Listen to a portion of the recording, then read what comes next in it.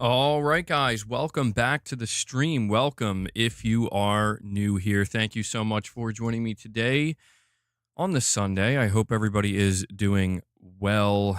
We have quite a few different topics to talk about.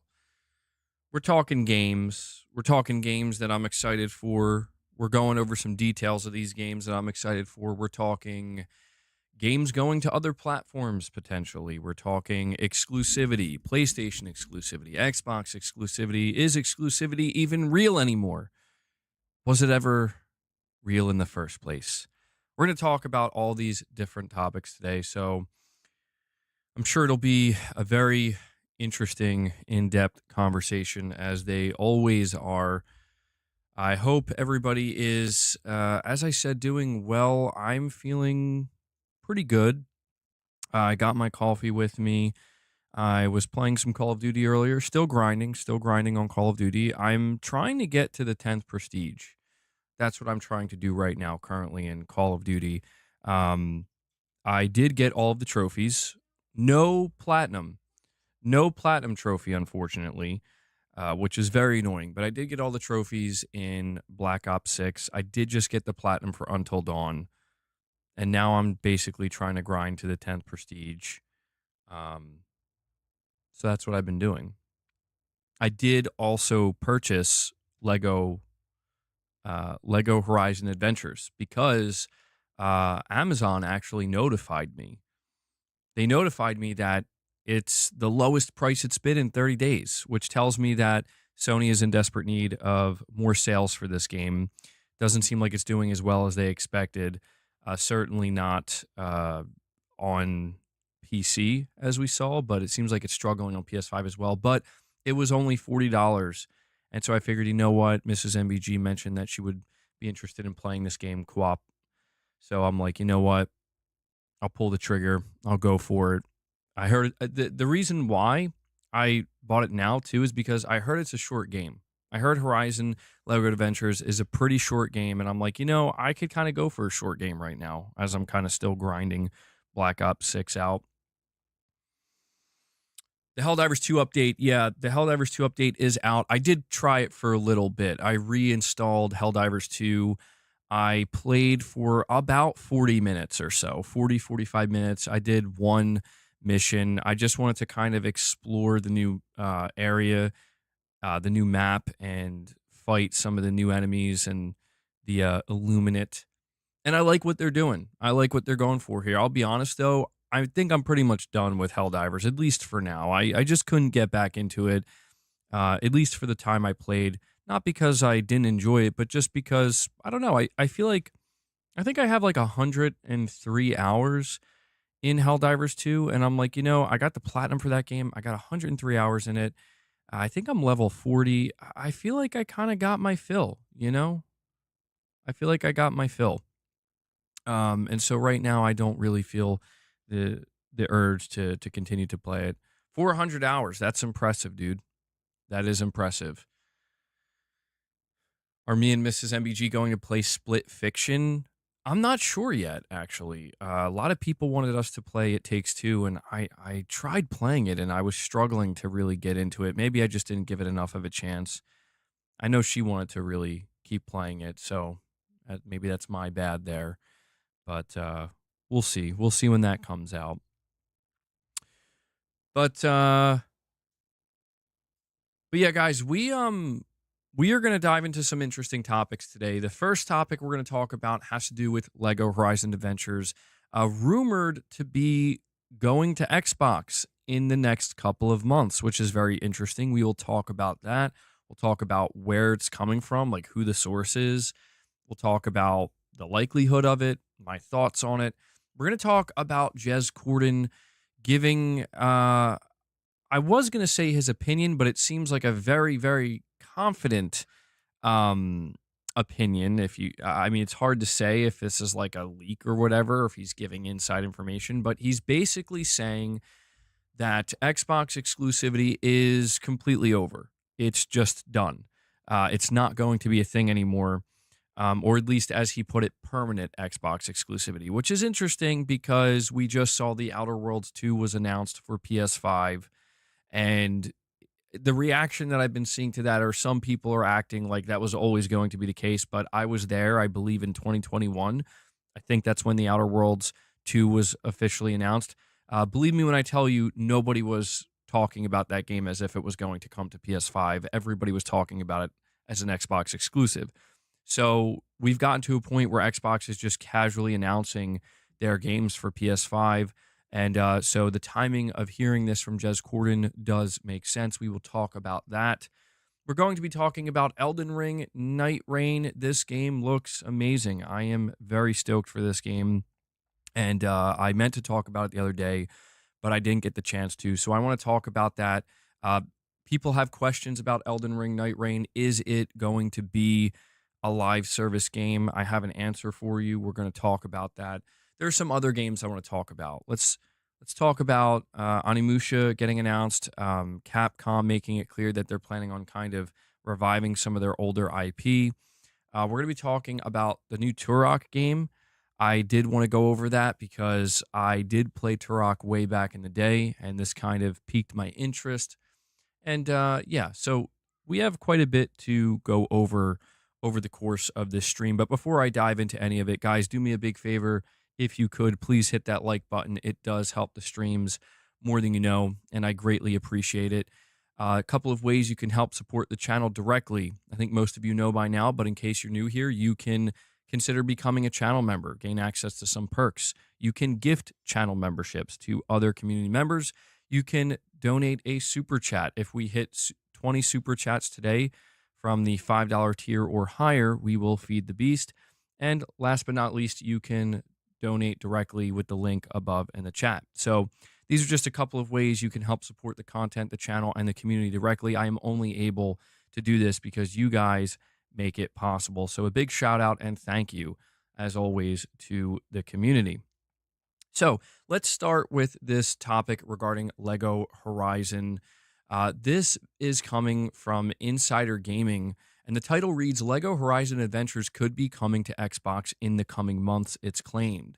It has been claimed that Lego Horizon Adventures could soon be coming to Xbox in a bid to make the game a commercial success. That's according to Arab media outlet Just Play It, who claim that their sources have said that Lego Horizon Adventures will be coming to Xbox in a few months. While the outlet did not give a specific date, they said it's likely to come in the first months of 2025 at most, and even went as far to speculate that it could be even sooner.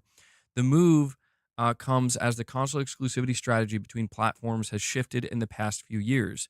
PlayStation has seen tremendous success in bringing some of its titles to PC, whereas Xbox has decided to bring the majority of its exclusives over to PlayStation.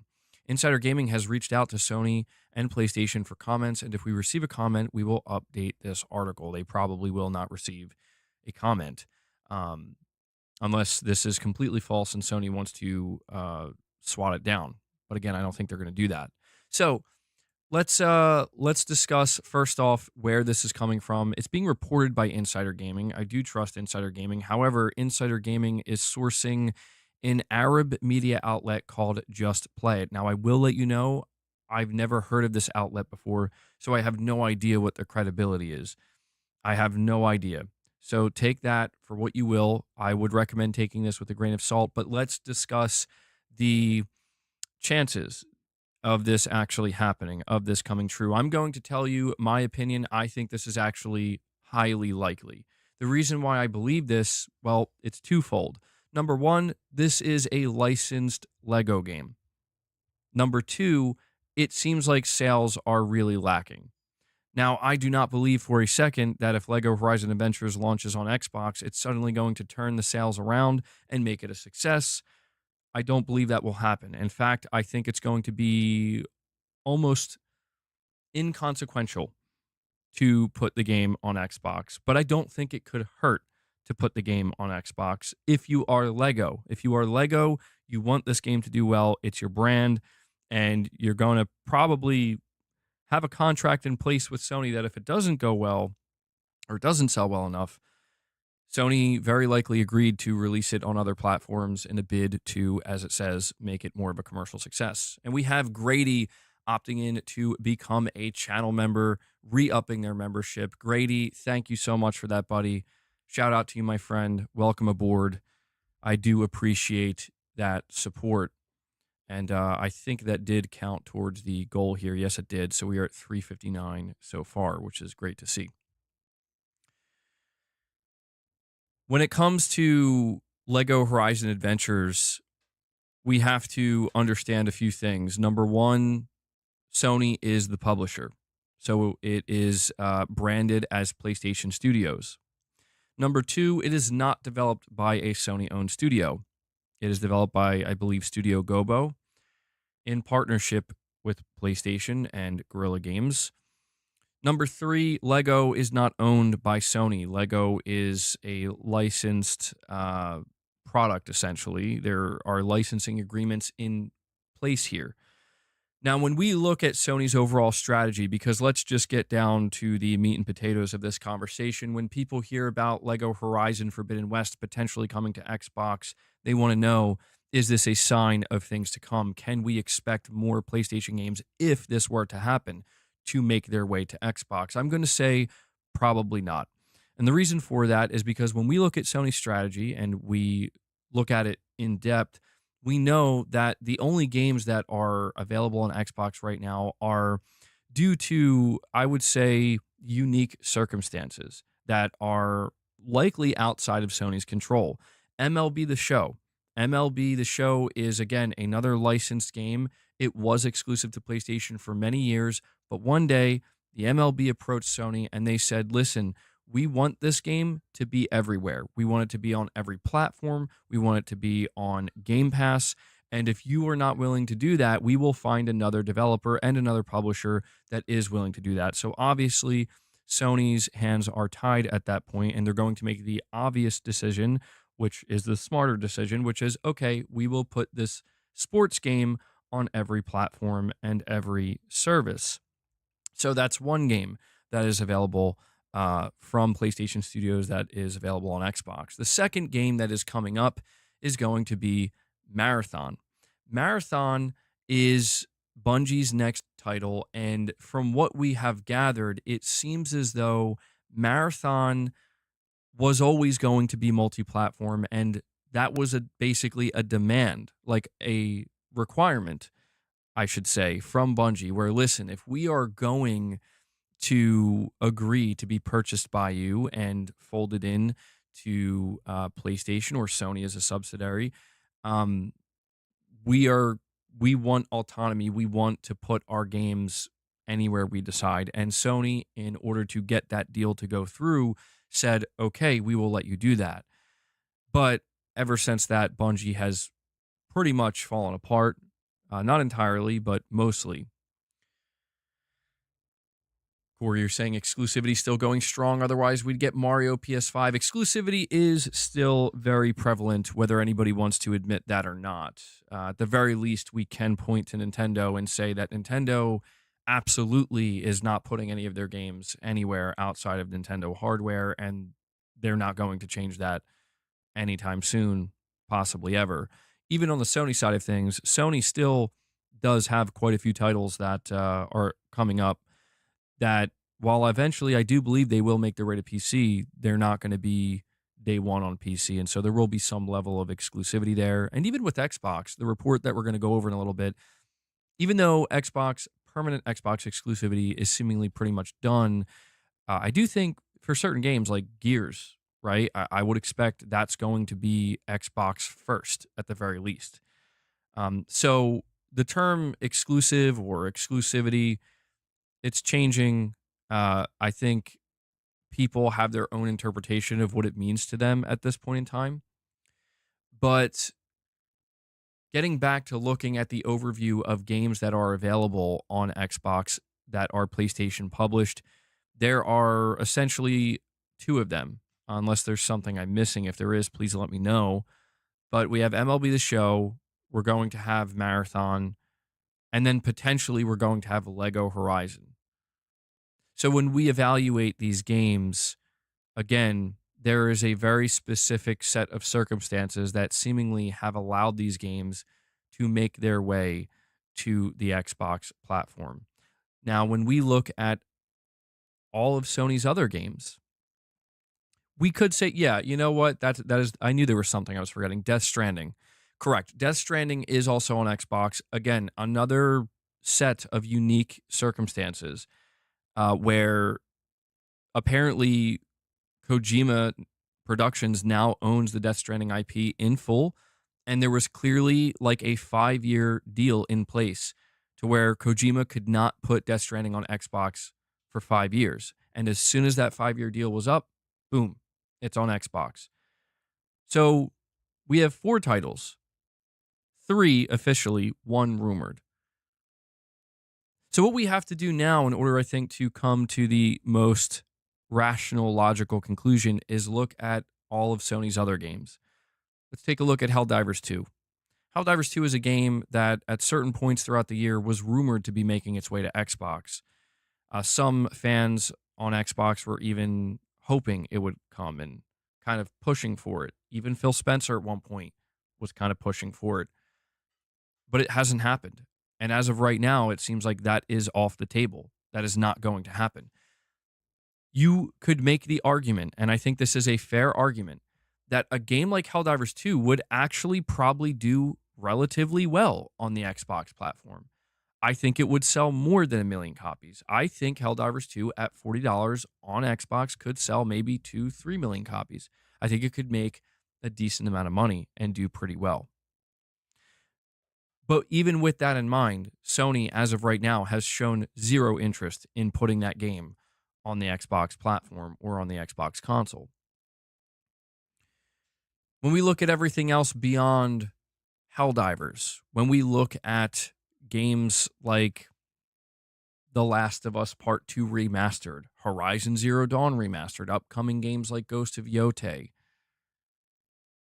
games even like Spider-Man 2, InterGalactic from Naughty Dog.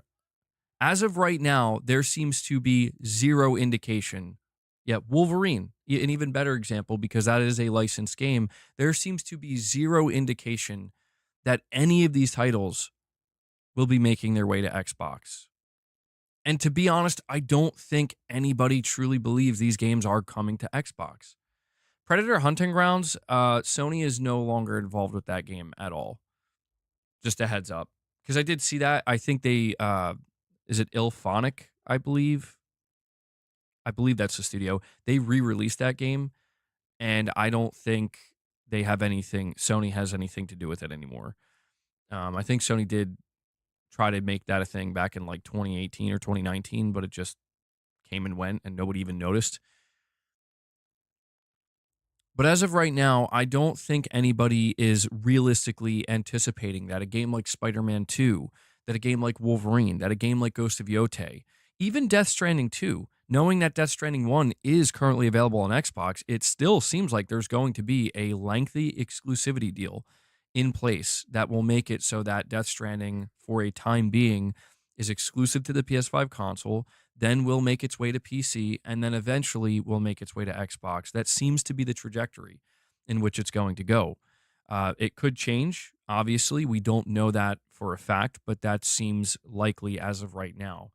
So when we look at this holistically, when we evaluate Horizon or Lego Horizon Adventures and the possibility of it coming to Xbox, I think there's a decent to good chance it's going to actually release on Xbox. And I think the reason for this will simply be because it's not doing well, and Lego, as well as Sony, want to try to recoup the cost and get as many sales as they possibly can. There's no denying that this game absolutely flopped on PC. This was the lowest concurrent player count for a PlayStation Studios published video game on Steam that we've ever seen, even lower than Concord. So that should give you some idea of how poorly this game is doing right now. I'm sure it's doing better on PlayStation, but truth is it's probably not doing that much better on PlayStation. It's still very likely struggling quite a bit. And at the end of the day, they want to, I would imagine, break even on this game. And so a last-ditch effort in doing that, knowing it's also on Nintendo Switch, maybe it is faring better on Nintendo Switch. It's hard to say. We have no data right now for that. in a last ditch effort, considering it's already $20 off, it's already $40 and on sale, I would not be the least bit surprised if both Sony and Lego were like, yeah, we're going to put this on Xbox. It may not do anything, it may not move the needle, and it may not save this game or get it to break even, but we got to at least try, right? Um, I also do want to say that I actually would have no problem personally if this is what Sony wanted to do. To be honest, I was kind of surprised from the start. I was surprised to see that Sony didn't have this game ready to go on Xbox day one, because I just thought to myself, this is a Lego game and it is a licensed title. All the other Lego games that we've ever seen have also released on Xbox, as far as I'm aware. Or yeah, if not Xbox, you would think PS4. Now that does kind of, I think, make things a little bit more interesting, right? Where it's like, so hold on, does this mean Sony is more willing to port this game to Xbox than even the PS4? That to me wouldn't make sense, because the PS4 has a larger install base, a much, much, much larger install base than the Xbox Series consoles. So because of that, I would imagine that you kind of go in order of prioritization here, which is PS4 port first, then Xbox if it comes down to it. However, it could be due to technical limitations, potentially. That seems unlikely to me because this game is on Switch. So it is going to be, I would say, a pretty awkward situation. Not surprising, but just a little bit awkward if Sony's like, yeah, we're going to put this game on Xbox before we even put it on PS4. It could be a situation where they're ready to put it on both. They could have a PS4 port ready. They could also have an Xbox Series port ready, and they're just going to launch it on both and literally try to put this game everywhere they possibly can. That would actually make the most sense at the end of the day if they're trying to recoup, money here and break even and make this thing not a failure. But, I don't really fault Sony too much for doing what they're doing here with Lego Horizon Adventures, because they're in this place right now where they want to experiment. They want to try to see how else they can grow their IPs and how they can get new people on board and introduced to their IPs. So the idea of taking something like Horizon and combining it with Lego and making a game out of it, on paper, I don't think it's a bad idea, but in execution, I'm just not sure at the end of the day. It's something that really got people excited, that people were really asking for, and I'm not so sure that it has that level of broad appeal that maybe Sony at first thought it would have. But it's still early. We'll have to see how it does. And I guess as time goes on, we'll have a better idea of that. We'll have a much better idea of whether or not this game really was like kind of a sales failure and just a mistake at the end of the day, or if it ends up doing okay and not as bad as it seemed like it was at first. But the final thing I'll say here before we move on to the next topic is there are, I imagine, some individuals who are looking at this and jumping to the conclusion that, well, we just saw Death Stranding release on Xbox. Now we're hearing that Lego Horizon is going to release on Xbox. So this must mean Sony is going multiplat. They are going third party. I'm not going to tell you they're not, because that would mean I know what they're doing. That would mean I am privy to the behind the scenes plans that Sony has. I am not. I do not know what they're doing in an official capacity. What I will say is, if you are that individual that is jumping to the conclusion that this means they're going third party, I think you're going to be very disappointed. I think if you genuinely believe that Lego Horizon Adventures potentially coming to Xbox signals that next up, I'm getting God of War, I'm getting Uncharted, I'm getting The Last of Us, I'm getting Horizon, I think you're going to be very disappointed. I do not believe you are going to get any of those games. I think that basically, if there are not a very specific set of unique circumstances, you're not going to get that game, whatever game it is. I don't think it's going to happen unless Sony is basically forced to do it. I don't think you're going to get it. Corey, you're saying, come on, lads. Boss needs treats. Dude, Leia has completely taken over the cat tower, but Boss is in here. He's sleeping right over there. He definitely wants some treats. So, guys, you heard Corey. Help him out here. He can't do it alone. Don't make him do it alone. We need reps. Yeah, I keep forgetting to bring my dumbbells back up. Every time I'm done a workout, I'm like eager to come upstairs. It's kind of cold at this point, so I keep forgetting. But yeah, I think that as of right now, what we are seeing, and we're going to move on to the next topic, which talks about this new report regarding Xbox exclusivity and how it seems like it is completely over. Like any type of permanent Xbox exclusivity is just not going to be a thing anymore. As we segue into that topic, I think what's happening right now is people are trying to look at, again, things like Death Stranding releasing on Xbox, things like MLB The Show on Xbox, and maybe even Lego Horizon, this report being on Xbox. They're trying to look at that, and then they're looking at Microsoft's situation, and they're trying to convince themselves that these are the same things. And I think that anybody who is willing to look beyond just the surface level comparison and actually look at the details and get the bigger picture, I think anybody who's willing to do that knows full well that these are not the same thing. It's not to say that there are not some similarities. There certainly are, but they are not the same thing. And so because of that, we have to analyze each thing separately and consider everything that surrounds it. Nero with a super chat says, InterGalactic on Xbox. LOL. Well, you know what I will tell you, Nero, is there seems to be quite a few people who genuinely believe that InterGalactic, the Heretic Prophet, is going to be a flop. There are people right now who thoroughly, genuinely believe this game is going to be a big flop. And so essentially, when you look at how expensive this game is, let's face it, go watch that trailer. They have famous actors, they have brand deals, and it looks like a cutting edge game, graphically speaking. This game is very expensive. It could very well be the most expensive game Sony's ever made, possibly. But there are people who believe that this game is going to flop big time. Now, what I will say is, I don't know how far we are away from InterGalactic releasing.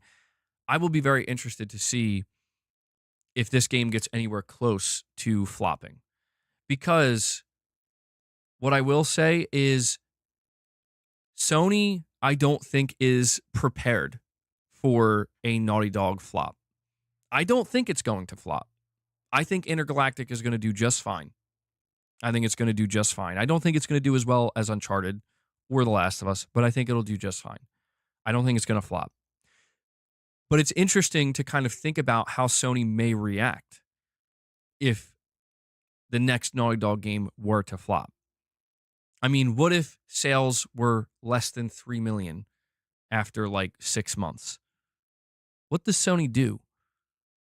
Hopefully it won't come down to that, and I don't think it will. I think it would take a very extreme set of circumstances for something like that to occur. But I do wonder what Sony's game plan would be with that. Would they do anything? Would they not do anything at all?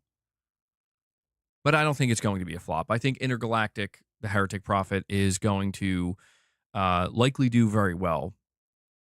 I think that what we are seeing right now are people who they look at like to dislike ratios on a YouTube video, and they believe that that represents the wider video game market that this game is going to likely appeal to. And I think people who are doing that are quite honestly a bit foolish. I think it's a foolish thing to do.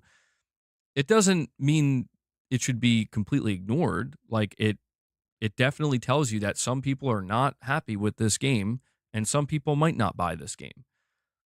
But if you're if you're determining a game's overall sales success or failure based off of YouTube likes and dislikes, um, I think maybe you need to like chill out a little bit because that's not really how these things are determined at all. Like at all. Dude, if it was that simple, man, these video game companies would know exactly what to do and exactly what not to do, right? If it was that simple. The gameplay will make or break the game. I do agree with that. Mostly. I do agree with that. I do want to say this. It's very disheartening to see these days that seemingly the golden rule when it comes to video games is not really followed anymore by so many gamers. And that golden rule is gameplay is king. So many gamers are not really focused on that anymore. And that makes me a little bit sad because that is and has always been the golden rule. Gameplay is king. We play games for gameplay. We play games to have fun, to enjoy ourselves. Not saying things like story and characters and world building, those things absolutely matter too. But those are not the golden rule.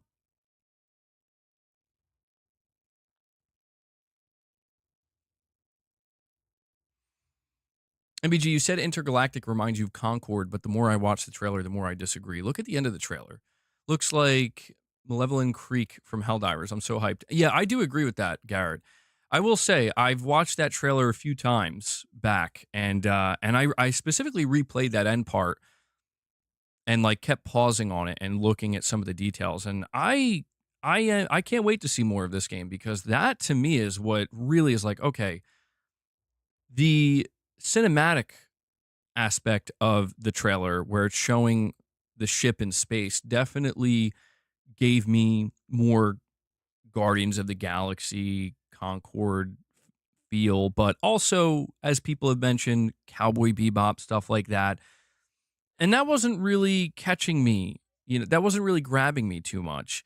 It's when they showed like Planet Side, where it's like, oh, this looks like kind of dark and foreboding, and like there's a a foggy forest, and then you see the robot, and then you see this laser sword, and then you see how she's about to like slice this thing in half, and I'm like, okay, all right, Naughty Dog tells me that this is going to be their deepest gameplay experience ever. I'm very ready to see that because that's what I think is going to be true here. So, you know, somebody said earlier that the gameplay is going to make or break this title. I do agree with that.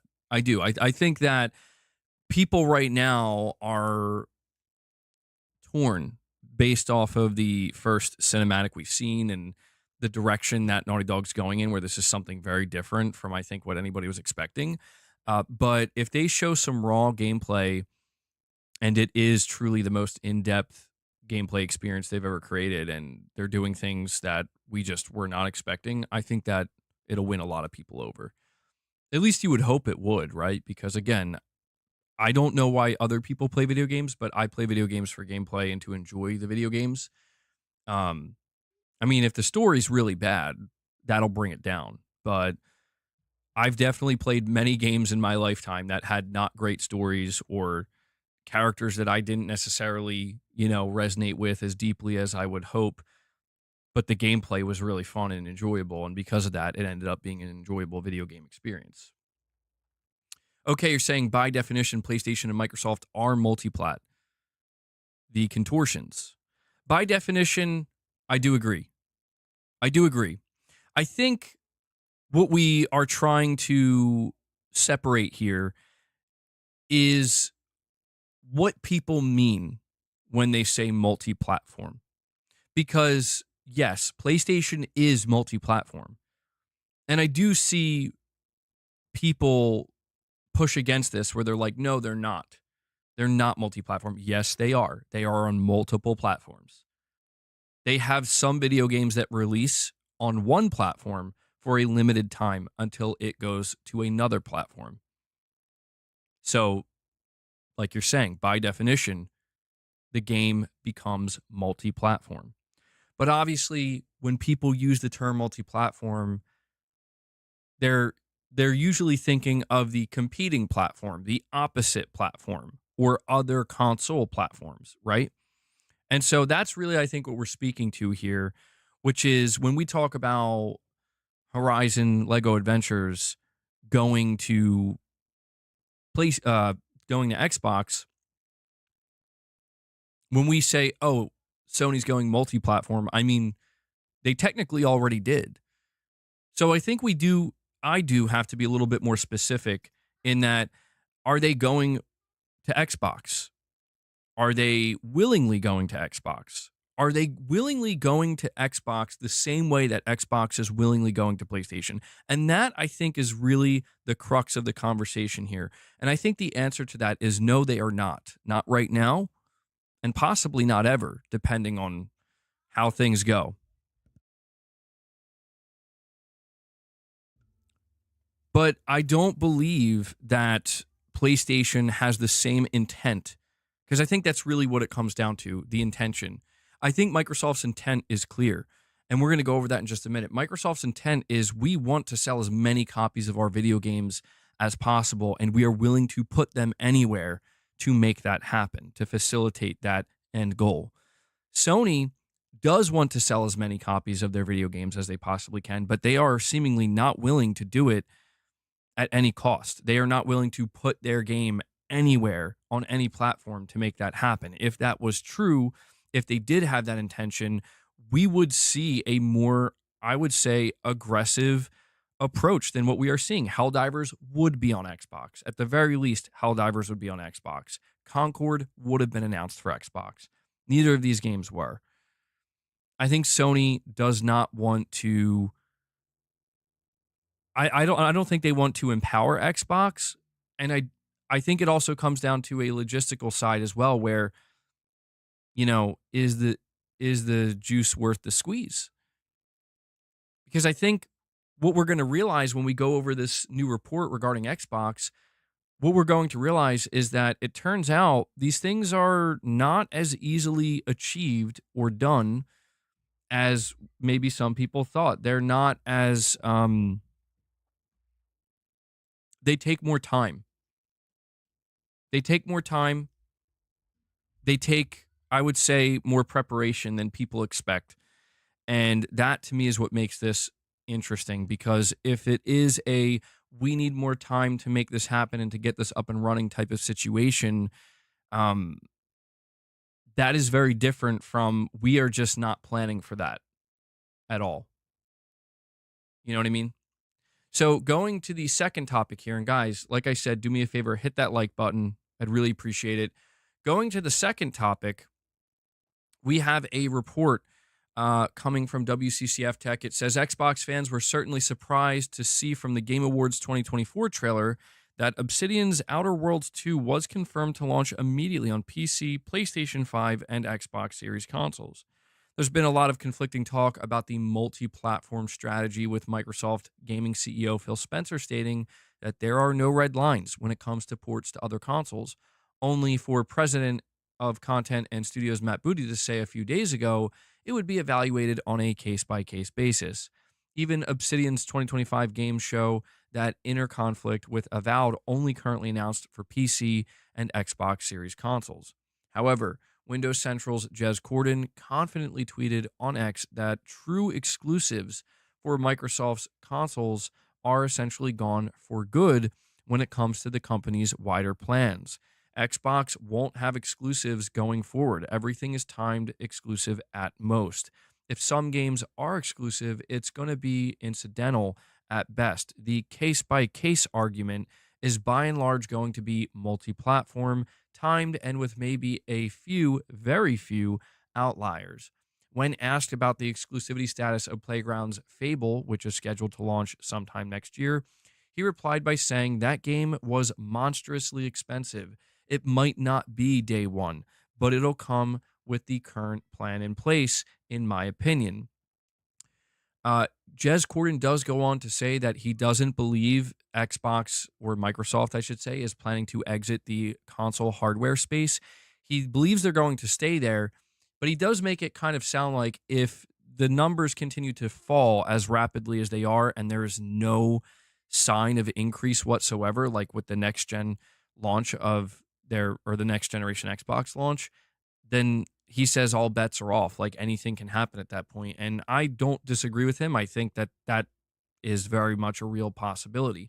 Something else that I do think is very important to highlight here is Jez Corden did also say that apparently the main reason why Microsoft is not just willingly coming out here and simply saying, listen, we are going full multi-platform, full third-party multi-plat and putting everything on PlayStation.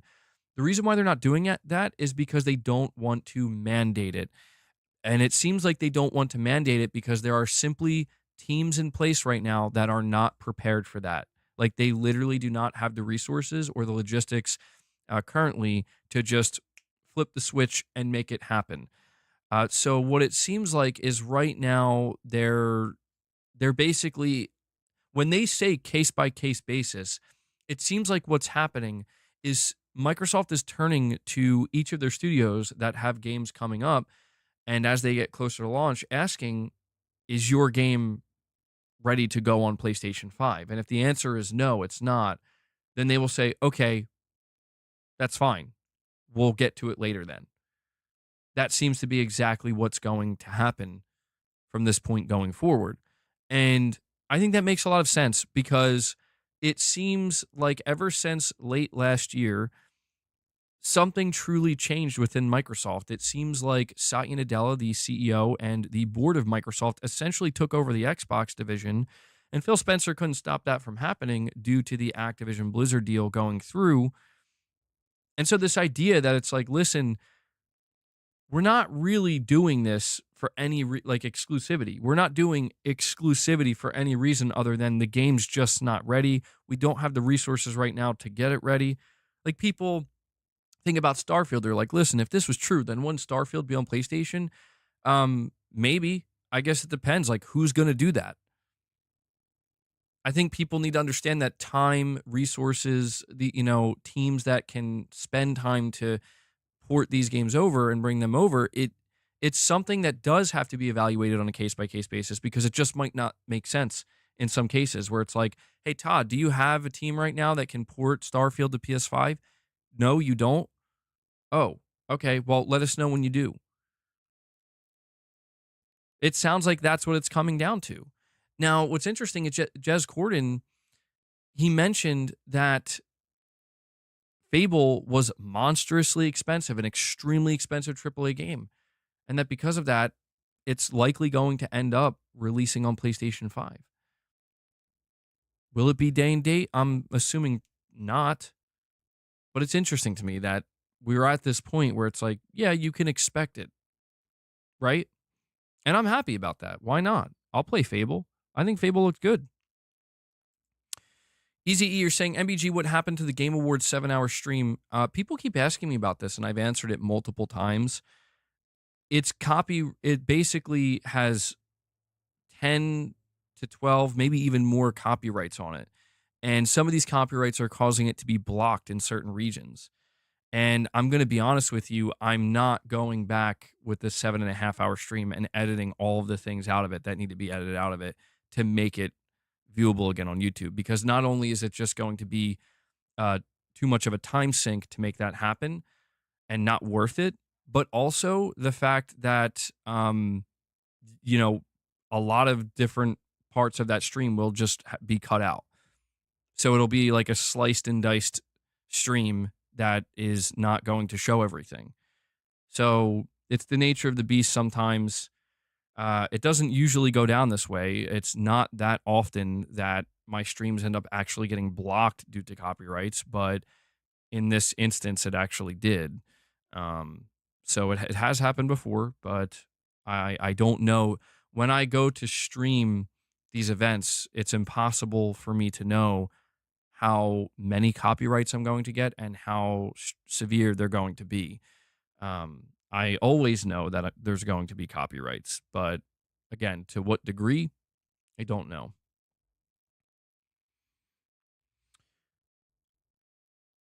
You're saying Jeff Keighley needs to look into this. I mean, it's not his fault either. It's the music stuff, man. And that's the thing. The longer shows, like the really long shows, like the Game Awards, they have a lot of music, dude. There's a lot of music playing over the course of those 3 hours, and that's like usually when we dip into the 2.5 hour mark. I usually expect like, okay, this is going to be pretty bad. You know, there's going to be a swarm of copyrights coming my way. Yeah, I'm sorry about that, Unknown. Don't worry. There'll be more of that in the future, I'm sure. But getting back to the topic of Xbox exclusivity being completely over, I think that exclusivity in its purest definition, right? Exclusive, in a game being exclusive, in my opinion, right? And I guess I don't know. I don't know if I want to say that this is the actual definition because, again, people kind of interpret things how they like. But my opinion on when you say a game is exclusive, if we're just saying exclusive, not console exclusive, just exclusive, that means it's only available on that piece of hardware and nowhere else. That's what that means to me. So, like, for example, when we think of Nintendo's exclusives, those are true exclusives. Those are real exclusives where the only way you gain access to them is by buying into Nintendo's hardware ecosystem. Period. End of discussion. Now, when we use the term console exclusivity, I think this is an important term to use and it should continue to be used because we need to be able to explain, we need to have a term that can explain this game is releasing on PlayStation, but not Xbox, or this game is releasing on PlayStation, not Switch, right? I do think this is important, but I understand that for some people, they try to bunch the term, they try to combine these terms. Console exclusive, full exclusive, they, they're basically the same thing or they're not the same thing at all. And I just feel like when you see these conversations that occur, people can't really seem to decide, they can't seem to agree on something that can just be universally applicable to all of what's going on right now. But the way I see it is when we talk about Xbox exclusivity being completely over, I view it the same way I view PlayStation exclusivity, except with the involving the PlayStation console. So what I mean by that is I view Xbox's exclusivity coming to an end as there will still be games in the future that are not going to launch day one on PlayStation 5. And they're not going to be ready to launch day one on PlayStation 5. But they will still eventually come to PS5. It could be 3 months. It could be 6 months. It could be a year. It could be multiple years. But they're coming. So, yes, true exclusivity is done. And that will never exist on Xbox again. But I view PlayStation the same way, except with PC. True exclusivity on PlayStation is done. It has been done. Games are going to come to PC. Every single PlayStation game is going to go to PC, whether it be day one with a multiplayer launch or whether it be 15 months later, like we see with Spider-Man 2, or whether it's nearly 4 years later, like we see with Ghost of Tsushima. AstroBot and Gran Turismo are true exclusives. Yeah, as of right now, they are. But I guess what I mean to say, Garrett, and maybe this is the best way to put it, for sake of conversation, right? For sake of we're trying to speculate the future and what's going to happen next, what we should expect. I don't subscribe to the idea that those games will remain true exclusives indefinitely. I don't.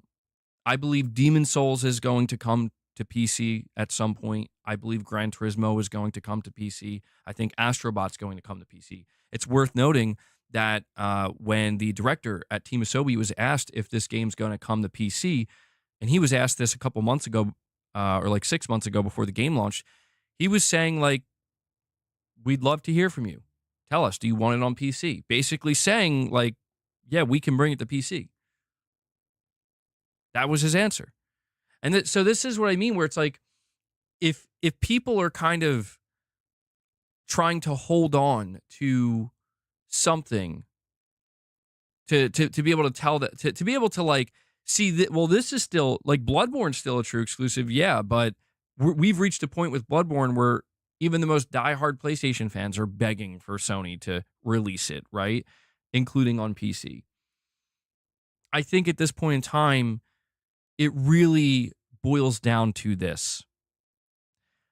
I think Sony is trying to be as strategic as they possibly can when it comes to where they should put their games and when they should put them there.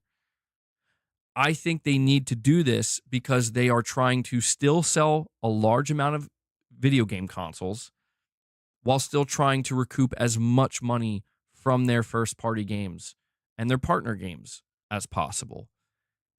And they don't want one to interfere with the other. They need it to be harmonious and balanced. And so I do think if Xbox currently had like 60 million consoles out there, 70 million consoles, I think there is a real chance Helldivers 2 could be on Xbox. I really do believe at this point in time, Sony is not looking at Xbox as a viable platform to extract money from their games because it's too small. And I think one of the better examples of this is potentially Horizon. But as I said earlier, these are licensed games. Sony is very likely watching what's happening. They're gathering the data and they're seeing, how is Death Stranding selling on Xbox right now at $20? Is it selling? Does anybody care? Is it doing well? Because if it's like it's doing really well, there's a huge level of interest in this game. I don't think that means Sony's just going to say, okay, well then we're going to release Death Stranding 2 on Xbox day one. No, but what it might do is they're like, you know what? We have a 5-year agreement in place. Maybe we should shorten that. Kojima owns the game. Maybe we should shorten it to 3 years. Why? Well, because we might get more sales. We might get more money. Nick, you're saying, dude, we don't talk about Indiana Jones being a giant flop enough. Did it flop? I haven't really been paying much attention. Well, it's Kojima's problem now, isn't it? I guess so, yeah. Ultimately, at the end of the day.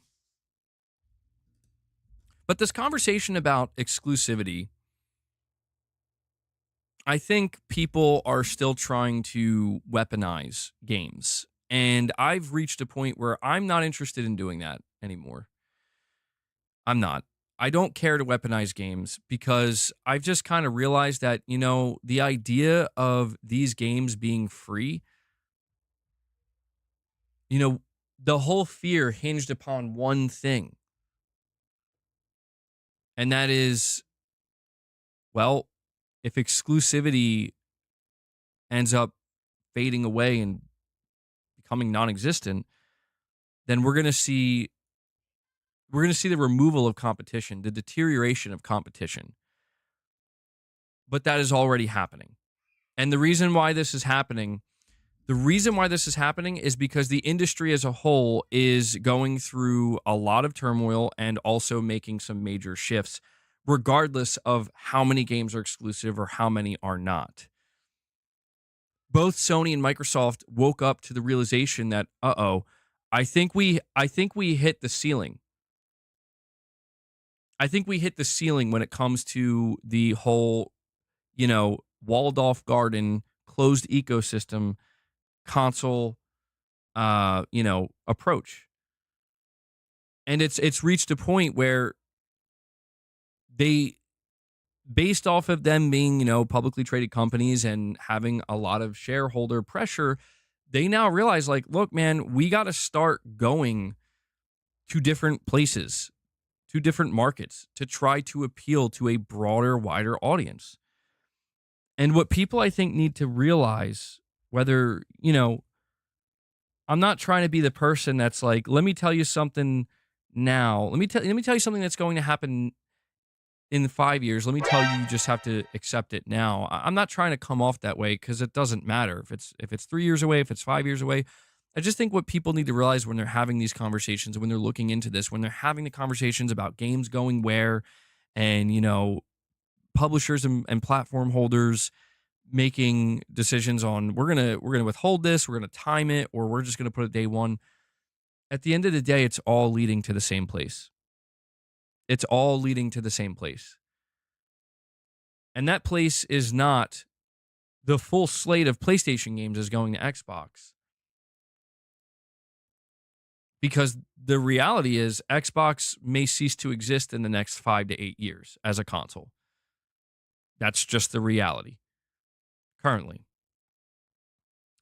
The place that all of this is headed towards is what's going to make the companies the most amount of money.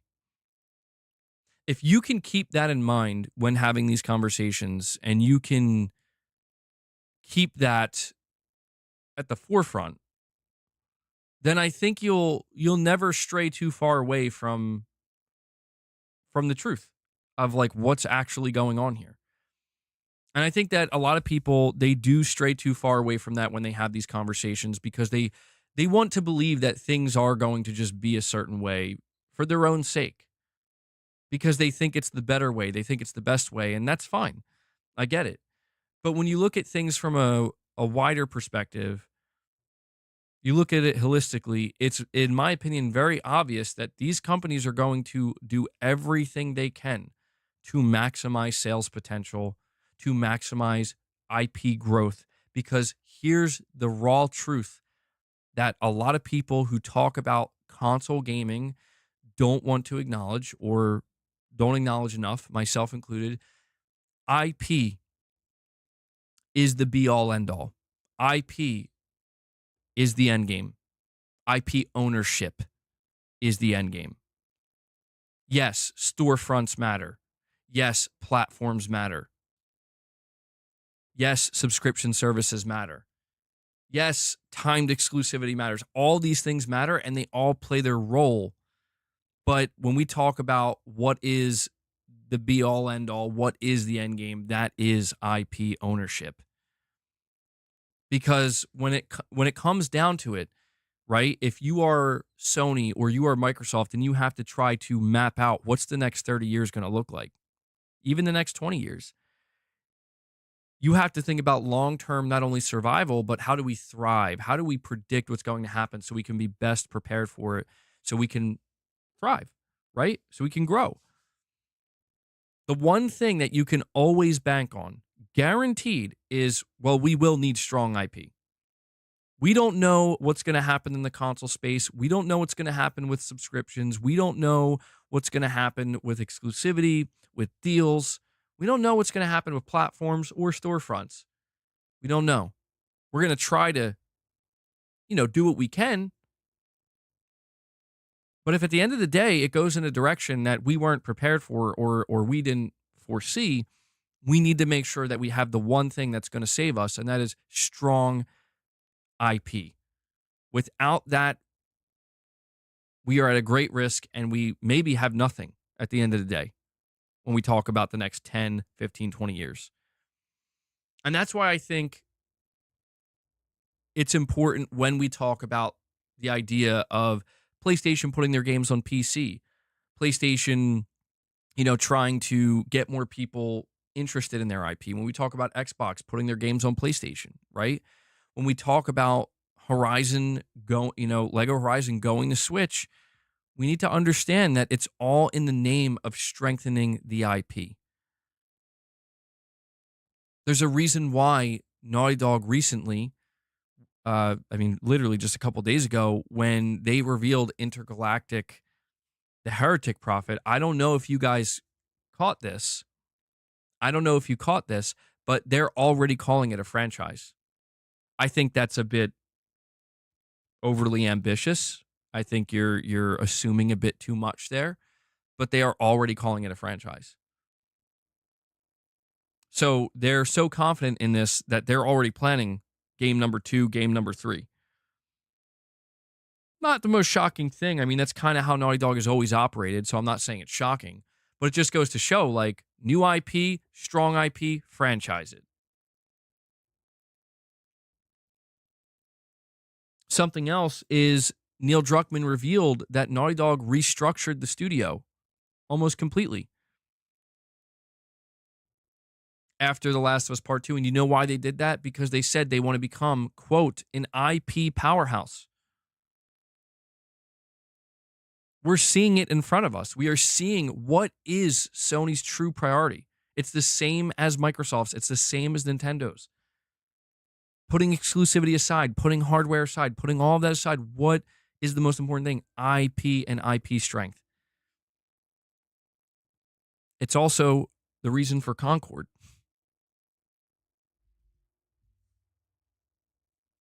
I do have a direct donation.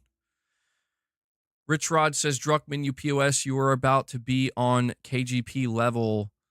Nothing against bald chicks, but knowing your agenda, I will smack the, I'm not saying that word, out of you ugly. Uh-oh. You know what's so funny about that, about your donation, RichRod, is I just saw a picture the other day. I think it was yesterday, actually. I just saw a picture of both Neil Druckmann and Kojima hanging out together and taking a photo together. So it's like,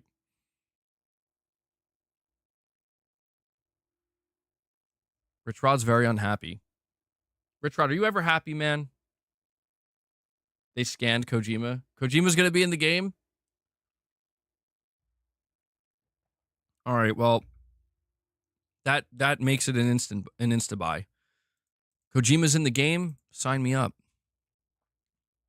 Kojima was in Cyberpunk, right? I mean, I know that Kojima was in Ground Zeroes when you like, there was a mission where you actually rescued Kojima, which is so funny. RichRod, you're saying, that being said, the game will probably be great, but why the agenda?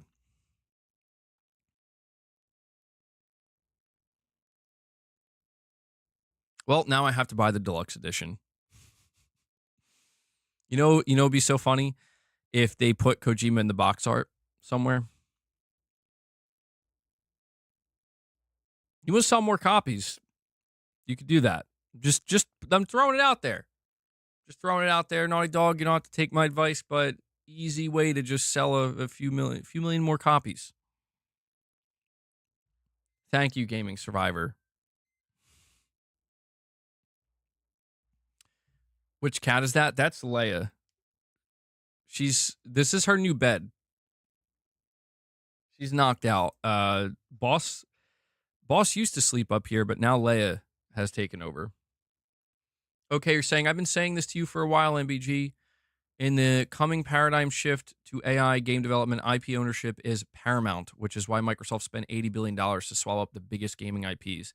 Yeah, and I think I've recently just kind of truly came to this realization. I think I've always known it, but I realize I get too caught up in the here and now, which is not always a problem. You know, it's good to be in the moment. But considering a lot of our conversations are about not just the here and now, but what's coming next, what we can expect, I think I've kind of denied to a small extent, like, where this ultimately all leads to. Because competition, and this is something that I think people don't want to admit when they're having these arguments, right? Where it's like, well, why are we against this? Why are we upset about this? Why do we hate this? Why? Well, because it's going to hurt competition. But hold on. Won't it just evolve? What do we mean when we say hurt competition? When we say hurt competition, we mean there will be a lessening of competition or no competition. But at the end of the day, that's not going to happen. That is impossible. That is literally impossible. What's really happening is a transformation. Competition is transforming. It is going to be something else. These companies are going to compete in different ways across different fronts. The battle at the end of the day will be the same. The location where that battle is taking place is what will change. We do have another direct donation, a $20 direct donation from ACM. Thank you so much for that, buddy. Let me bring that up here so I can see it clearly. ACM says, MBG, what would you do if in 200 years you're at the pearly gates? I love how it's 200 years from now. With your PlayStation in one arm and your games in the other, and God says, sorry, bro, only Xbox. Well, I drop both, look around in a panic, and ask myself, where's the closest Xbox? No, and I'd have to ask a couple questions. ACM. Truthfully, that's what it comes down to. I'd have to ask a couple questions. Why? What went wrong? Nick says, send me to hell. Also, ACM, what a crazy question, dude. I feel like you've been saving that one for a long time. You've really been thinking about that.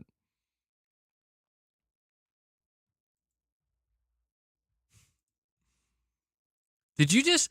I feel like ACM just implied that God is an Xbox fanboy.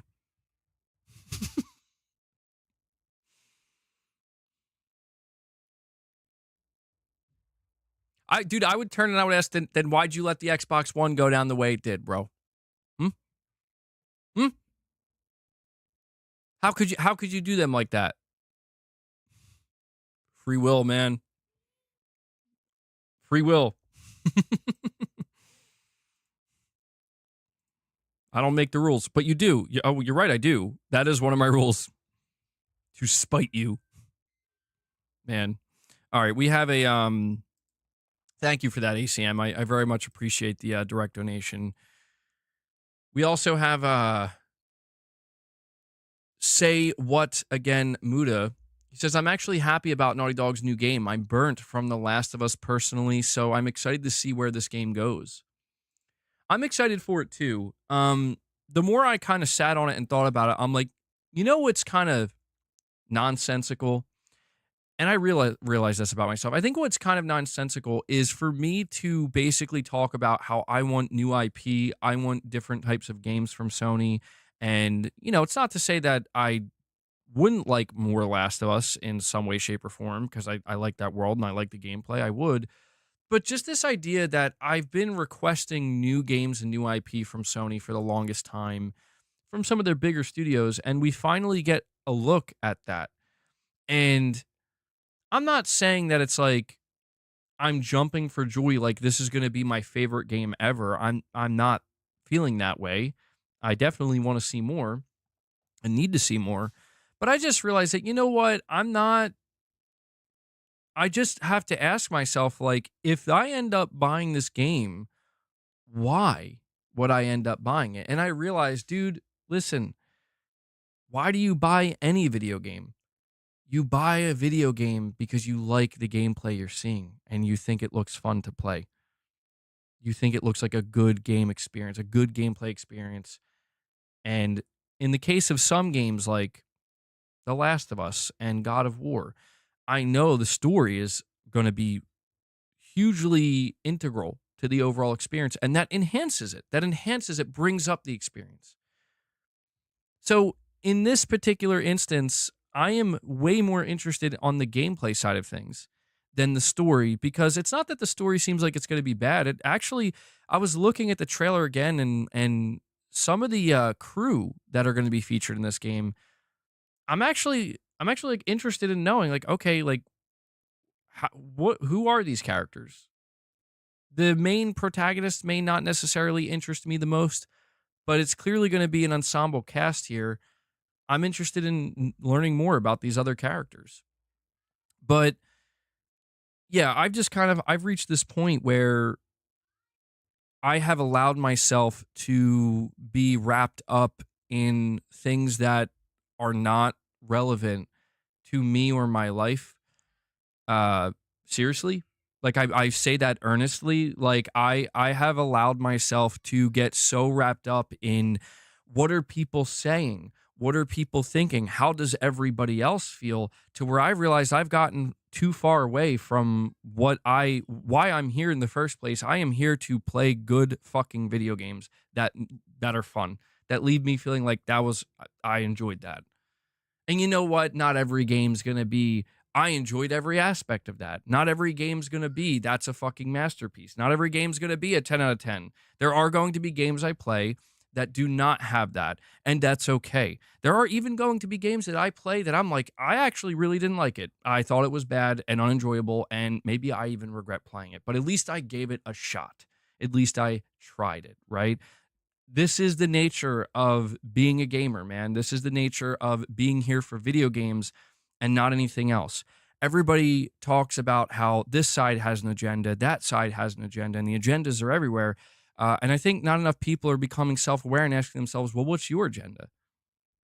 What's your agenda? Because you know what my agenda is? My agenda is I want to fucking enjoy video games. That's what I'm guilty of. I want to enjoy video games, not just PlayStation games either. I may play, I mean, right now I play basically exclusively on PlayStation, but I play third-party games, I play Sony's first-party games, I play second-party games. But when we talk about this conversation of Xbox bringing their games, I am excited for that. I'm not excited for every single Xbox game I've seen. There are definitely some games that I'm probably, well, I can say definitely going to pass on. But at the same time, I am excited at the idea of like, dude, I like playing on PlayStation. I like earning trophies. This is where I am. This is where I've built up my profile and my library. And the idea that, you know what, hey, Microsoft, I know it's like a fanboy argument, like, oh, so you're actually excited for Xbox games? Yes. Yes, I am. I really hope I really hope State of Decay 3 comes to PlayStation day one. I will buy that game. I will buy that game. I really hope that Hellblade 2 eventually comes to PlayStation, because I did play that and I thought it was pretty good. It wasn't my favorite game ever. I did think it was a little bit weaker gameplay wise. It was really struggling in that department, I think. But the story and the characterization and what the story it was trying to tell, I thought was pretty good and worth experiencing, at least if you're into those types of games, into those very cinematic games. And that's why I hope it comes to PlayStation, because I think a lot of PlayStation players would enjoy it. But this is also why I've just kind of given up on this whole notion of like I've completely given up on the console wars or even the platform wars, because it just doesn't matter anymore, dude. It just doesn't matter. And you know what it took to get me to this point, truthfully? Realizing that holy shit, nothing's ever enough anymore. Everything is problematic now. I was watching the Xbox showcase. The whole time I was watching the Xbox showcase, I see people in the chat. I see spam in the Xbox chat. I see spam in my chat. Too many women, too many female protagonists. I'm like, are you looking at the games, bro? Are you watching the gameplay? Are you seeing the games?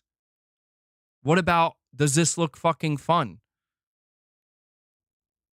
Because I don't know about you, but when I think about playing video games, what I know is I have to spend money on video games, which I don't mind. I do not mind spending money on video games if I feel as though it's going to be worth it. But the first question I ask myself is, if I'm going to spend 40, 50, 60, 70 bucks on this game physically and buy it for my PlayStation, does it look like it's going to be fun to play? Because if it doesn't look like it's going to be fun to play, that's the biggest red flag. That's the number one thing. Everything else is just kind of extra. Everything else is extra. If it looks like it has a really good story and really interesting characters, that makes me even more excited to play it. If the gameplay looks great, but the story and the characters look either questionable or not, I'm not really feeling it, that doesn't mean I'm not going to play it. It just means, you know what? That might be one aspect of the game that I don't enjoy as much.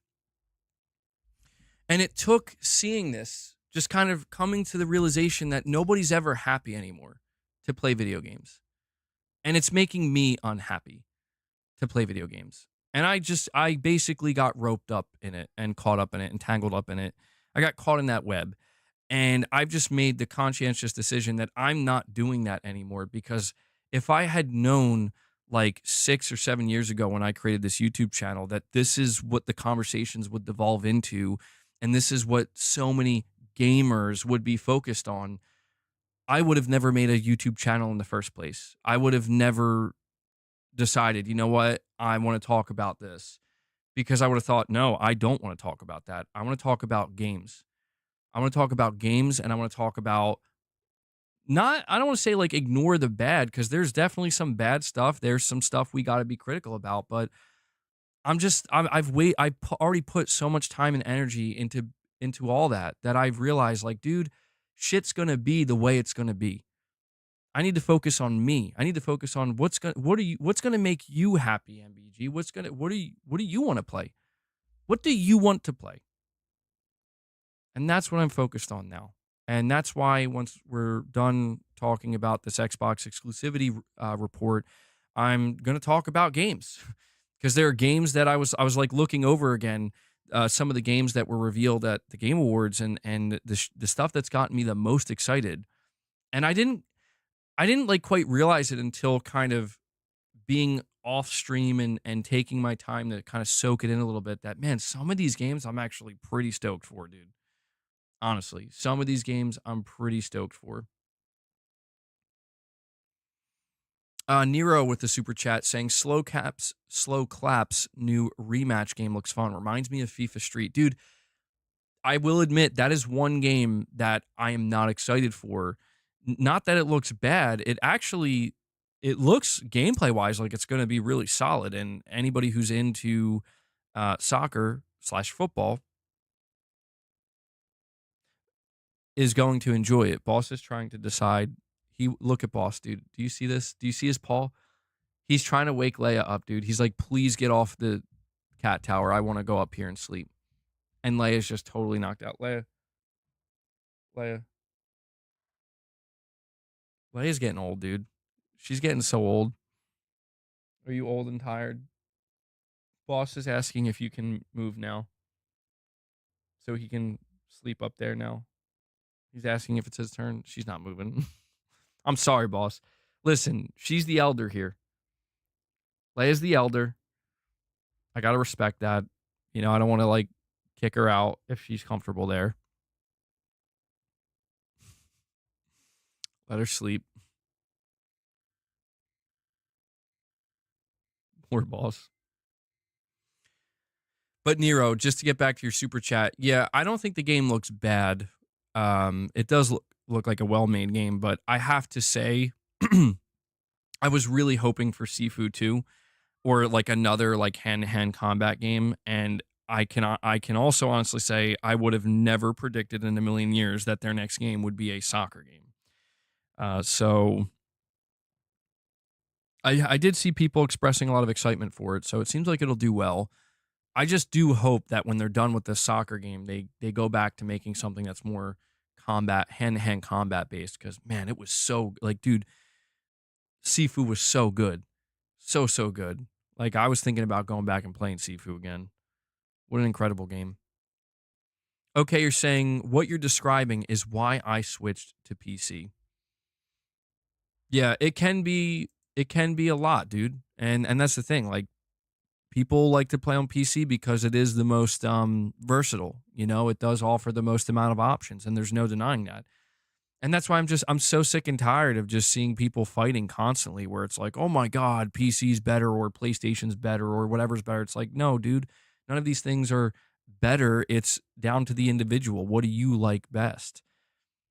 It comes down to people imposing what they believe is best on others. And I'm over that. Like, I'm just completely over that. Like, go where you want, you know, go play where you want. Why would you not do that? I honestly think at this point that the people who are trying to impose what they believe is best onto others are not actually happy where they are. They're not actually enjoying video games. They're not actually enjoying the platform because they're too worried about, like, but are you enjoying it? Are you on it? Are you playing it? You're saying it's bad. I'm saying it's good. Yeah, so what? Somebody's saying it's bad. Somebody says they don't like it. Somebody says it's stupid. So How do you feel? You like it? Well, then why aren't you busy enjoying it? And I know the irony because I'm sitting here talking on stream, but I think you guys understand what I'm trying to convey. There doesn't have to be any justification for why you play where you play, ever. There doesn't have to be any justification for why you play what you play. At the end of the day, people just need to play games that they think look good and that they'll have a good time with. It's that simple. I like having in-depth conversations, as you know. I like diving deeper into the conversations from the business side, from the platform side, from the gameplay side, from the story side, and we will continue to do that. But it's gotten out of hand when it comes to the level of misery that I've allowed to just fester on my channel, and especially on the streams. And I'm not going to listen, I'm not going to go like crazy and like censor everything and you can't say anything anymore. I'm not going to do that, but I will remind people that this is my YouTube channel. It is my YouTube channel, not yours, not the public's, it's mine. And so I don't have to deal with anything I don't want to deal with. It reminds me of people who are like, why are you blocking on Twitter, bro? Because it's my fucking Twitter account and I can do what I please with it. I can block whoever I want for whatever reason I want. And there's nothing you can do about that. In fact, I don't even know why you would care. You have the same exact ability, you know? I'm not saying I'm doing that, but it's just I've encountered this many times and it's like, no. I made this channel because I have things that I want to talk about and things that I want to say. And I've allowed my mind to be hijacked by not most of you here, but sometimes people that would come onto the stream, sometimes people in the comment section, and sometimes, well, actually, a lot of times, Twitter and forums, where it's like, wait a second, I've lost the plot. I've lost the plot entirely, and I'm not having fun anymore.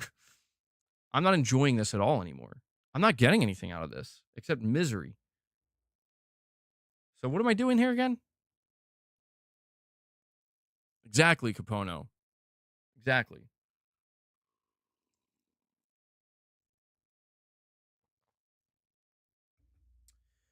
Jerry Gamer with a super chat. You're saying female is not the problem, but the design. Characters' first impression of the game. Good looking characters make people play, like Kratos, Joel.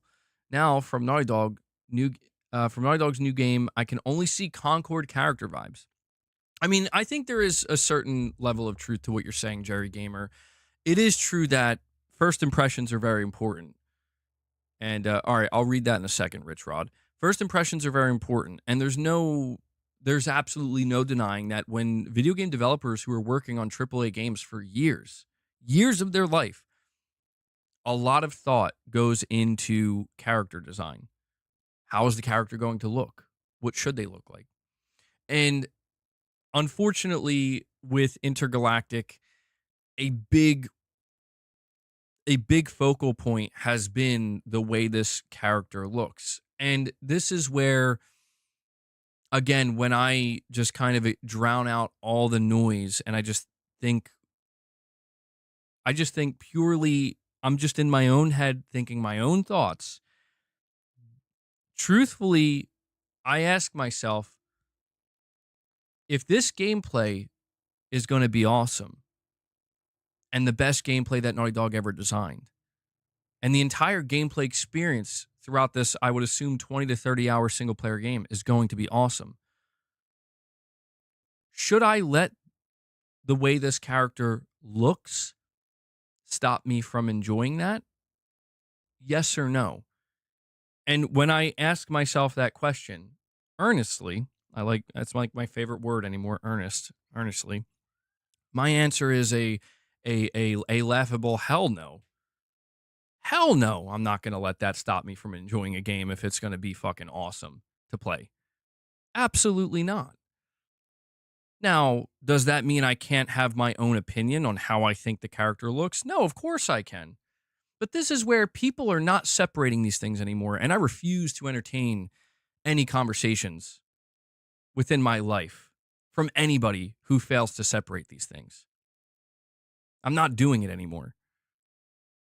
If you tell me you don't like the way this character looks and she looks hideous to you, and you're just confused as to why Naughty Dog would choose such a hideous character design, okay. Yeah, I'm not sure either, dude. I guess that's just what they felt. But if you then go on to make it seem like, and so therefore, I can't support this game, and anybody who does, I think you're making the wrong choice. It's like, what are you talking about? Now you're not making any sense. Now you're starting to sound like a weirdo. We're talking about the act of playing video games here. Telling you, man, it's no different than the people who, when Stellar Blade came out, the only thing they could fucking focus on is the way the character looked. And that's very sad to me because it's like, you should be focusing on the game and how it feels to play. You should be focusing on the awesome gameplay. It's like, well, hey, we can have both. You're right. You can have both. You did get both. Enjoy both. And leave me alone. Subtext with a $10 super chat. You're saying, I'm a fan of trying to wrangle the conversation a bit. I left the stream the other day because the intergalactic gender combo went on for what felt like hours. I know chat was driving a lot, but it felt endless. And exactly. Yeah, that's what I'm talking about, subtext. I've allowed myself to get too tangled up into these things because you know what the thing is? It's not even a matter of like, oh, I'm losing viewers and I'm upsetting people. It's not about that. Like, dude, I mean, I care about that, obviously, but it's about how I'm left feeling. And I'm left feeling probably similar to a lot of the people who are like, man, this is too much. Where it's like, yeah, what am I talking about? Like, how did I get here? Like, what are we doing? What am I doing here again? What are we talking about? And I just realized, like, oh my God. Like, here's a perfect example. On my last stream, in my title and my thumbnail, I put the new Elden Ring game. And I talked about it approximately 0 times on that stream. And that's on me. I'm not blaming anyone or anything else. That's on me. But that's the problem.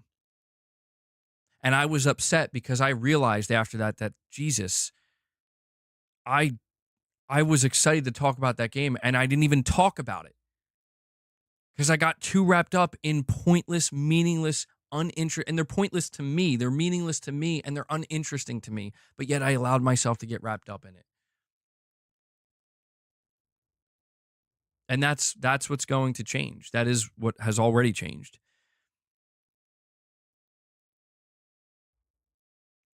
Thank you for the super chat subtext. And to be clear, and I want to make this clear too. I'm not saying that we'll never have conversations about these things again. I don't want to make it sound like that either, because that's not true. Like, for example, I don't think you can talk about Intergalactic and not at least have a small sliver of the conversation acknowledge what's going on around it. The polarization. I think it would be disingenuous to pretend that doesn't exist. I just think that there is a very clear difference between taking the appropriate time necessary to acknowledge it, talk about it, and then move on and talk about other things versus what I did and what I tend to do, which is I'm going to go on for the next 2.5 hours about this one thing. Nobody likes that. Nero says, hot take, I like product placement in games. Dude, you know what made me laugh? And this is something that I did think about when I saw it in front of me. People were like, bro, or there was an image, and the image was of Sam Porter Bridges and Monster Energy in his room. Product placement. And it was like, people love that. And then you see the product placement in Naughty Dog's game. It's like, ew, we hate that. And I was like, that is kind of funny. That is kind of funny, isn't it? The product placement stuff didn't really bother me. I'll be honest. Like, I'll be real with you. I think people who are making it seem like that's what's like really turning them off, I'm like, I guess like I'm indifferent to it, dude. Like I barely noticed it in the trailer until people were like, bro, did you see that the spaceship was Porsche? I'm like, oh. I mean, I saw that she was wearing like Adidas shoes or whatever, but I don't care, dude. It's not that serious, at least not to me. And I have a direct donation from. I have a couple of direct donations. Let me bring them up. Just give me one moment here, guys. We have RichRod. He says, "Wait, Kojima's in InterGalactic. Druckmann, how about you and him go get a room at Xbox Studios? You backstabbing POSs, slap the both of you." Look at chat. RichRod, bro. You need to find peace, man. How many times do I have to tell you? Black Tux with a $6 direct donation as well. Thank you, Black Tux. You're saying, "I have been trying to send super chats on your channel for months now, and it keeps saying unable to send super chat. No one in the chat ever answers me." Black Tux, I'm sorry to hear that, man. I don't have an answer for you in terms of like why it's not letting you super chat. What I can tell you is that some people have had this problem. It seems to be a potential YouTube glitch for some individuals that just like isn't fixed yet. I say yet, hoping it does get fixed, but you are not the first person I've seen telling me that they're trying to support the channel directly in one way or another, whether it be a super chat, membership gift, or otherwise, and YouTube's just simply not letting you. So I do apologize for that. Obviously, that's on YouTube, but I guess I'm apologizing on their behalf. But yeah, from this point going forward, if you want to super chat or send me a message directly, you can do so through the direct donation, Black Tux, and I will read it, just like I would a super chat, and you're still able to support the channel in that way. So thank you so much for that, buddy. We have Figuratively Literal saying the product placement seems to be a throwback to Akira, Cowboy Bebop, and other 80s media. The MC also looks identical to actress Tati Gabrielle. Yeah, I think that's the actress who is playing her, and I think they basically just used her likeness completely. From what I gather. And yeah, I did see people pointing that out. They were like, it seems like the product placement stuff is actually an intentional nod and throwback to, to these other other pieces of media that inspired this game.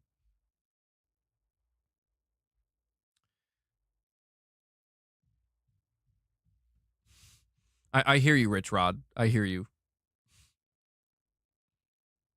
Yeah, I've never seen people this hyped before about a composer for a game.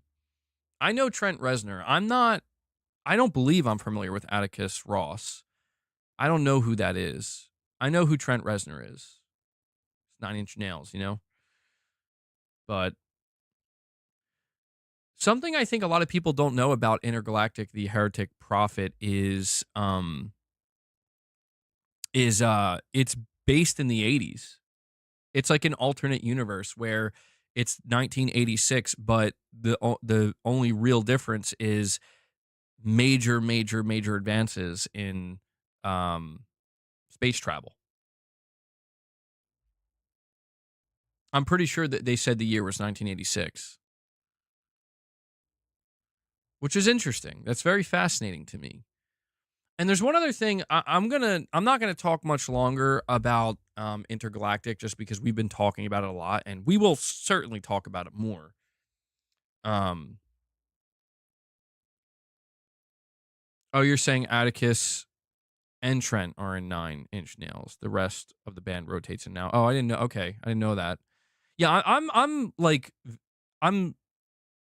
I'm familiar with 9 Inch Nails. Like I know some of their music. I know Trent Reznor, but I've never been like a fan of 9 Inch Nails. You know what I mean? Like I definitely could not call myself um a fan.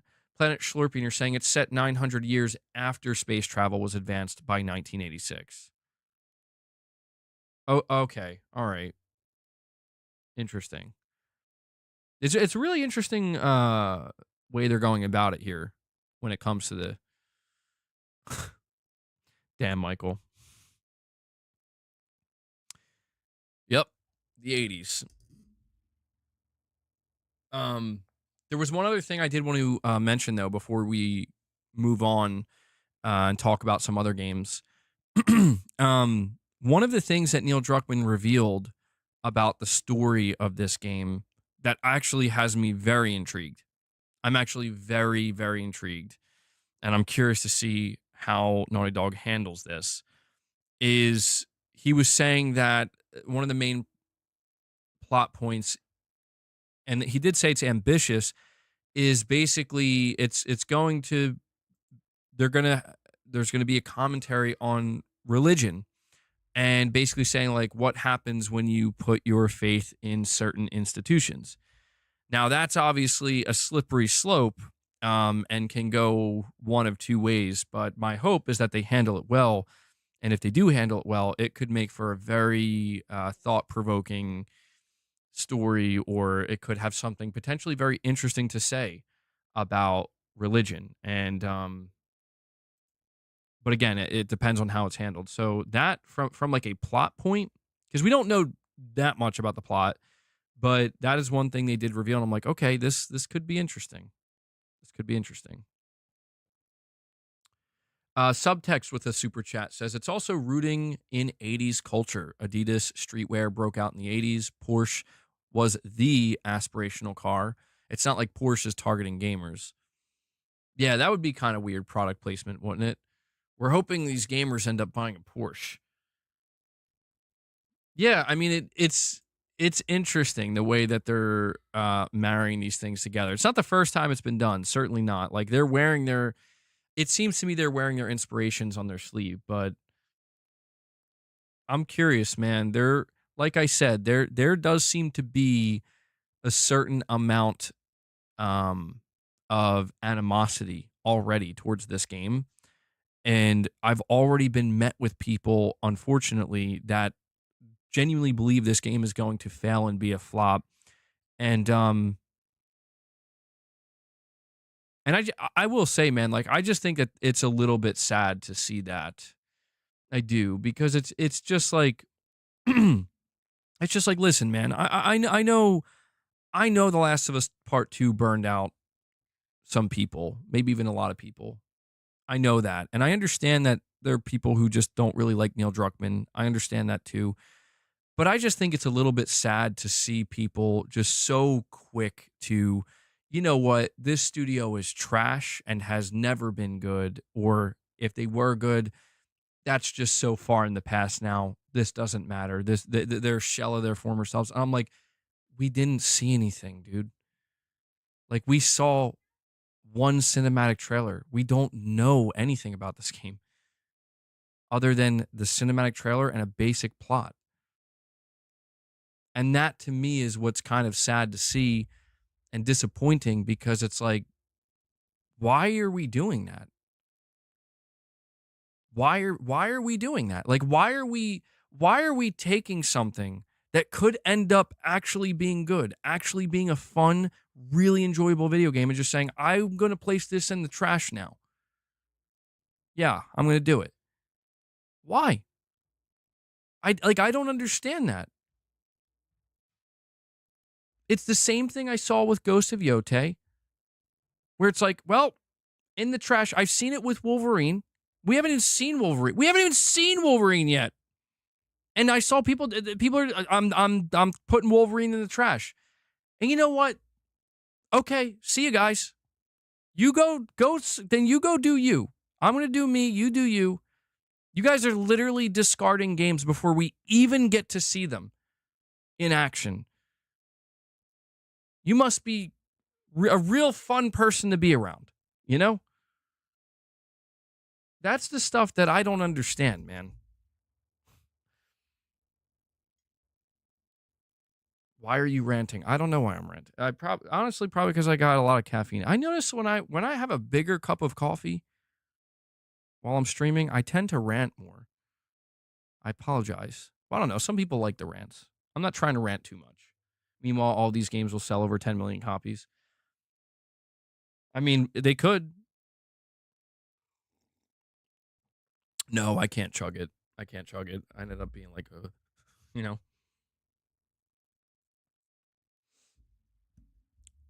Let's get MBG a giant coffee mug. Yeah, I really wonder what would happen if I had even more. Michael's like, it's his channel. He can rant whenever he wants. You're damn right. See, Michael gets it.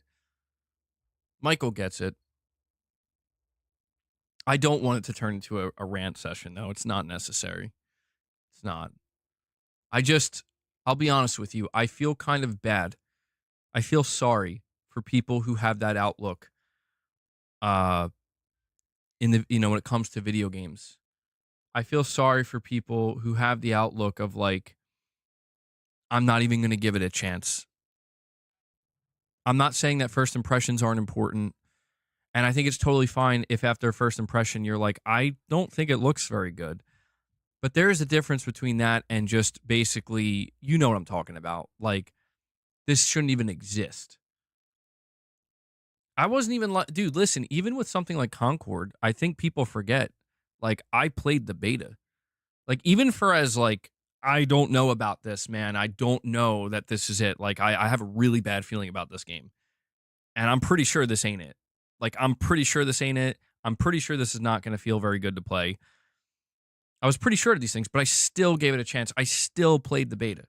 I still did. And it was almost exactly what I expected it would be. Now, it played a little bit better than I expected, I'll admit. But it was like, yeah, this, Sony, how much did you spend on this game again, man? I'm worried. But it's weird. People are comparing this game to like Concord and whatnot. I'm like, well, the space theme, yeah, it's giving me that vibe.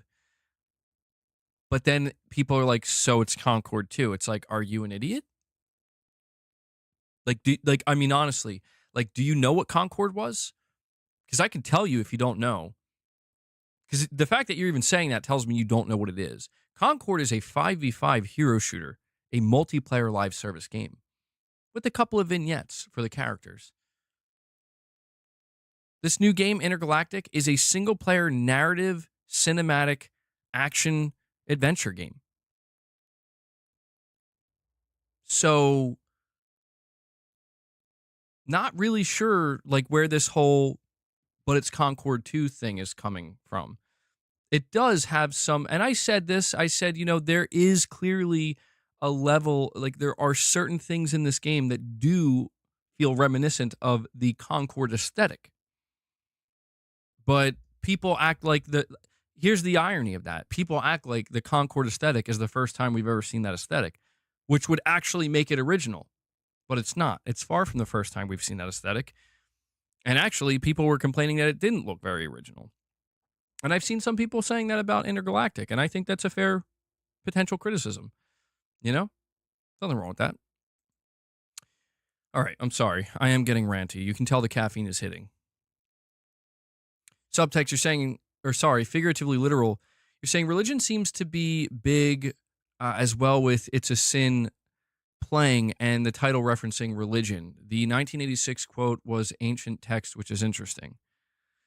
Yeah, and again, this is one of those things where I want a story. What I would prefer is if this story is going to focus on religion and it has something to say about it, I'm all ears because I definitely have my own thoughts on religion and my own feelings on it.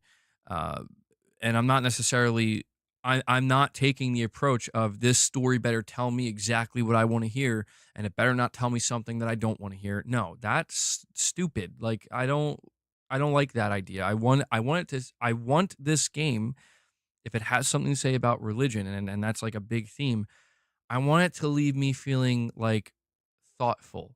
I want it to get me thinking. That's what I'm hoping from it. And it's not easy to do that. It requires very good storytelling and precise writing and again, it has to be handled with care. If it's sloppy and it's like I'm going to beat you over the head with the message I'm trying to tell you, like this is what you should think and this is how you should feel, I'm not going to enjoy that because I've never really enjoyed that type of ham-fisted storytelling or writing. And to be fair, Naughty Dog is not known for that.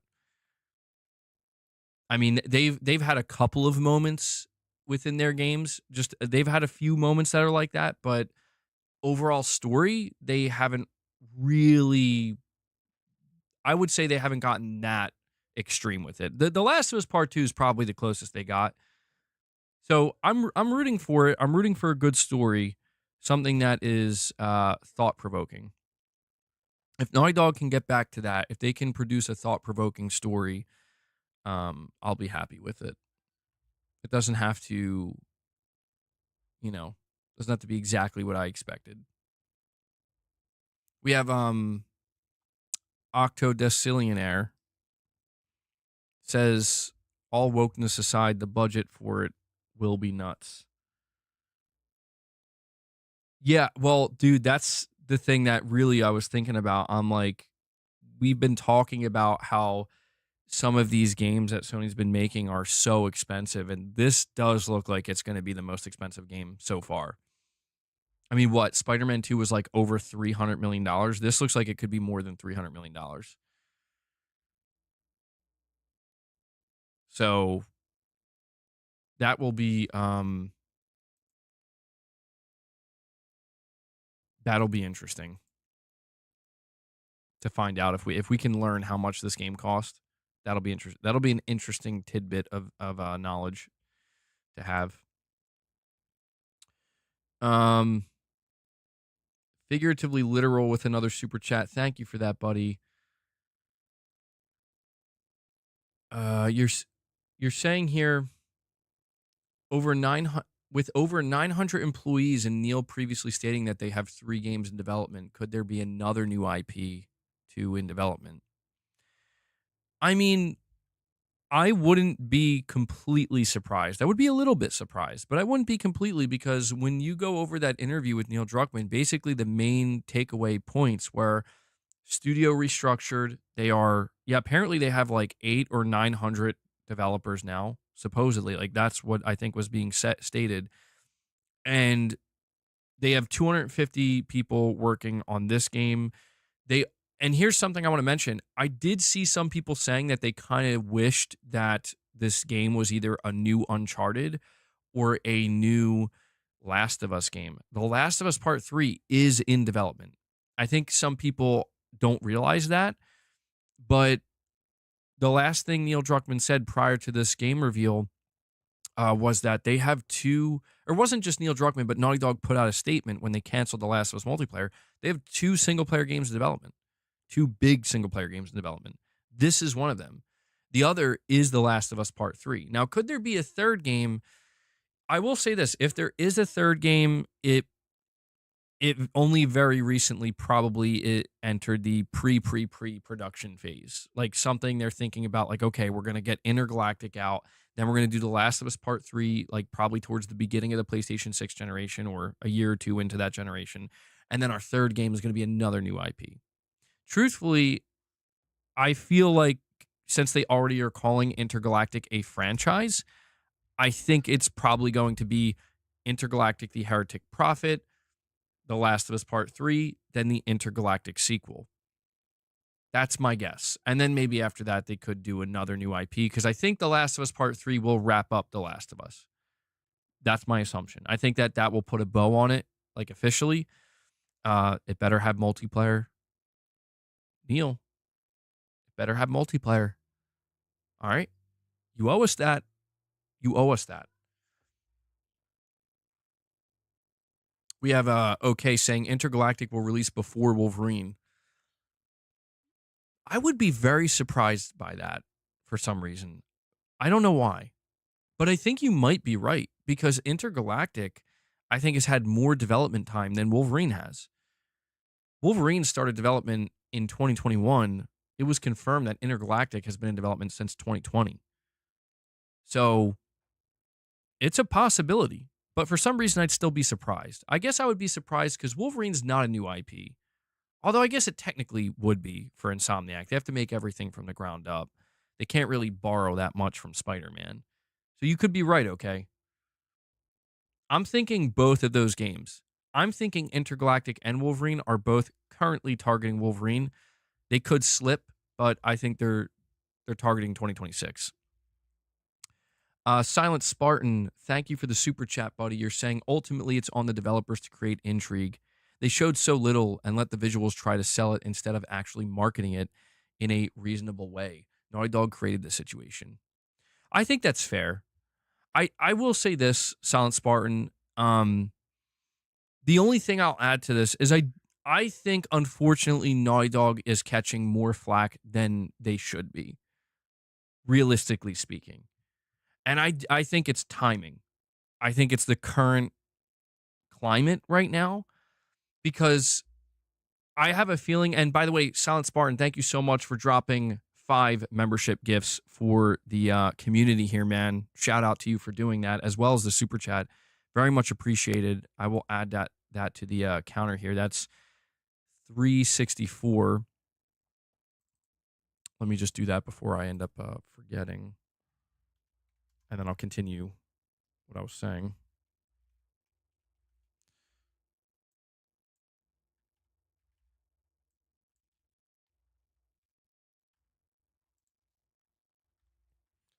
All right. Sorry about that, guys. And thank you, Silent Spartan. I think that right now, Naughty Dog is catching more flack than they should be. I think that there are some valid critiques right now. And I guess, like, you know, it depends on who you ask. What's valid, what's not. This is where it's just my opinion. And I hope everybody understands that. And it's okay to have differing opinions.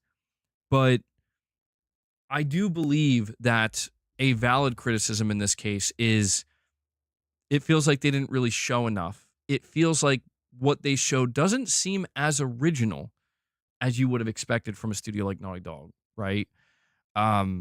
These are, I think, valid criticisms. Or maybe even somebody saying, look, I'm not feeling that excited based off of what they showed. It seems meh. I think these are valid criticisms because they're leaning more in the direction of like, this doesn't, like, Naughty Dog basically didn't show enough. And what they did show didn't really seem like above and beyond impressive, which I think is what, frankly, a lot of people expected from the studio when they reveal their new game. And I think that's fair. I'm not saying I agree with it fully, but I think that's fair.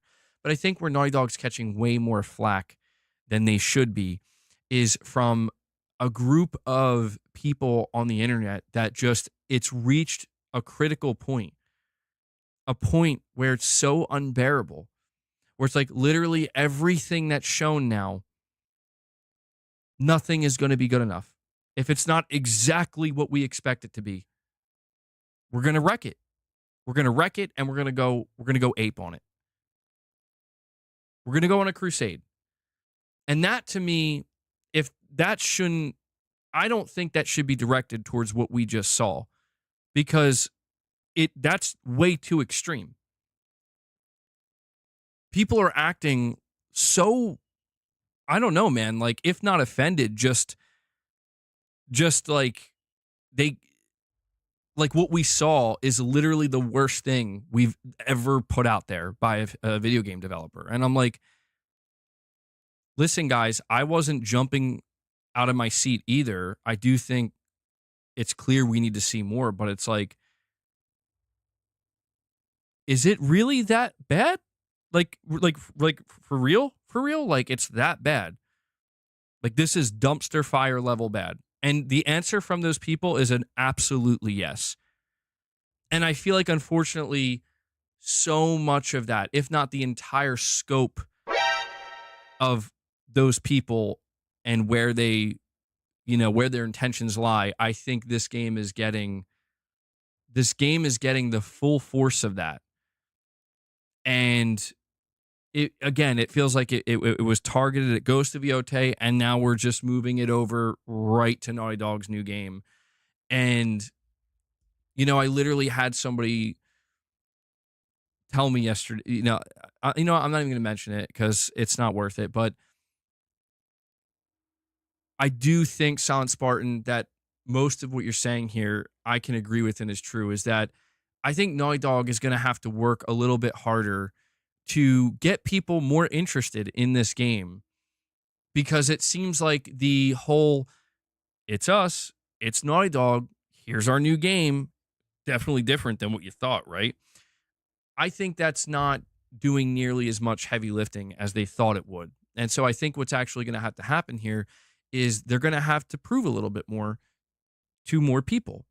And that's why I try to tell people, like, guys, can we just give them that chance? Is that truly asking for too much? And for so many people in the year 2024, it is. It is asking too much. Where no, we can't give them another chance. We can't give them a chance. This was the only chance, and they failed.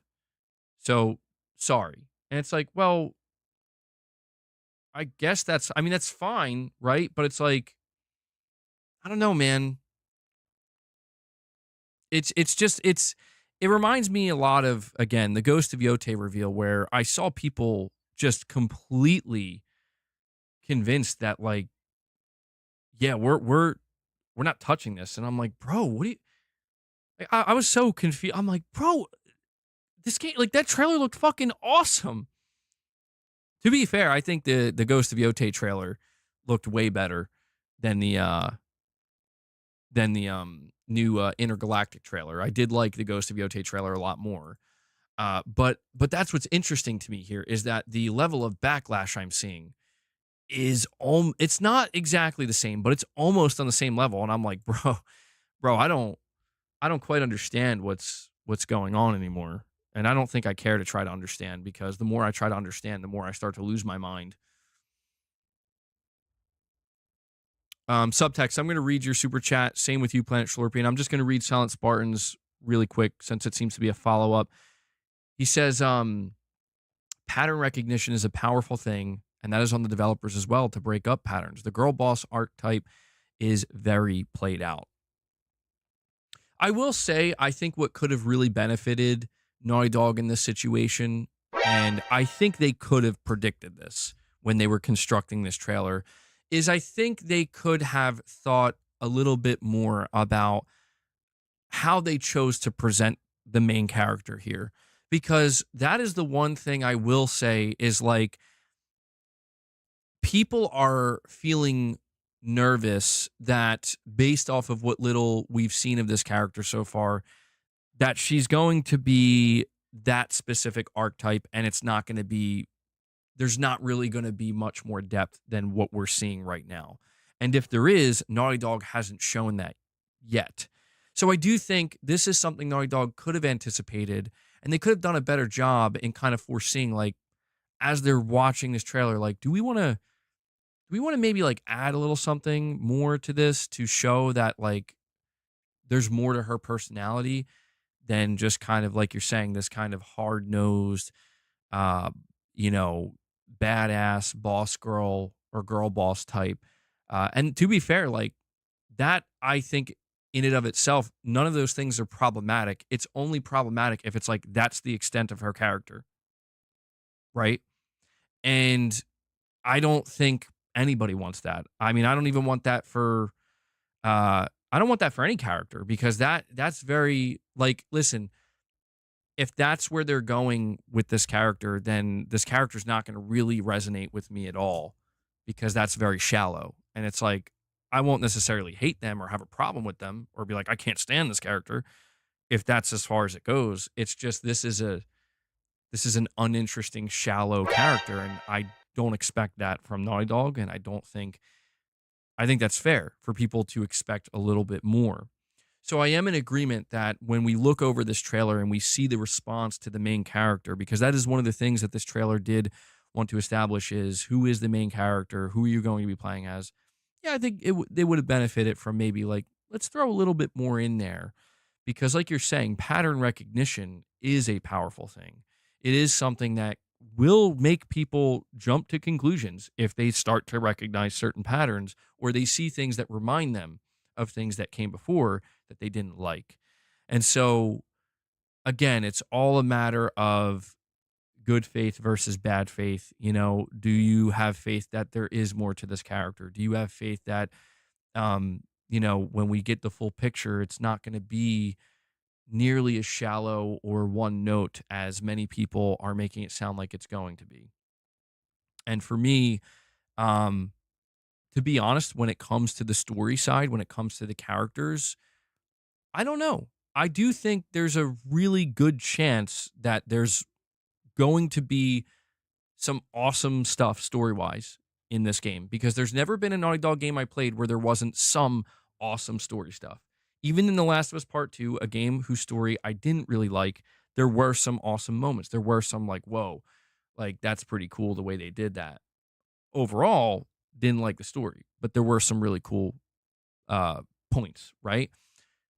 I do think that Naughty Dog's going to do that. I do think Naughty Dog's going to deliver that. And I think anybody who thinks they won't, I really have to ask, like, have you played any Naughty Dog games? You know? But yeah, the first impression of this, unfortunately, is not being met with overwhelmingly positive reception. Subtext saying, speaking of storytelling, have you discussed Neil continuing to mention FromSoft's environmental, non-cutscene driven storytelling inspiration? He's mentioned Elden Ring and Bloodborne recently. Very different. Yeah, I remember watching an interview with him where he was saying that he's very interested in environmental storytelling. He even referenced the game Inside. And this is the stuff that I feel like this trailer did not convey any of that. But you can tell that that's the type of stuff that's going to be in this game. And I can't wait to see more because I have a feeling there's a whole other side to this game that we haven't seen, that hasn't been shown off. And I love the idea of Naughty Dog attempting to kind of dabble in that. You have much more player freedom, you have much more open area to explore, and in that exploration, there's going to be a lot of environmental storytelling. Naughty Dog has done this. It's not to say they have not done environmental storytelling. They absolutely have. They have done this in the Last of Us games and even the Uncharted games, but especially in like the Last of Us. To see them kind of ramp that up or like turn that up to 10 and kind of try to reach that FromSoft level or Inside, which is also a masterpiece. I'm intrigued. Like I'm like, okay, let's see what you got, Naughty Dog, because that's not an easy feat. That I would say that's not an easy thing to achieve. Less cutscenes, maybe, possibly. I think that might be what we end up seeing. And instead, more kind of just you're gonna put the pieces together, you know?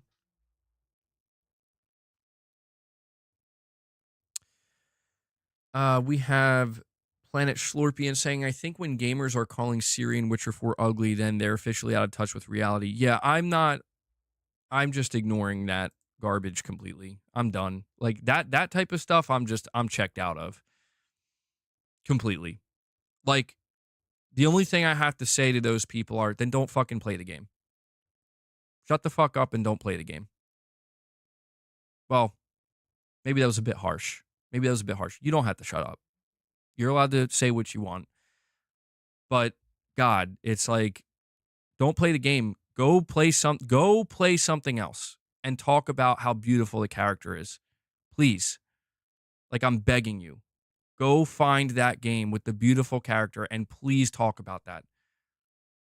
Please. Just let people who want to enjoy video games fucking enjoy them.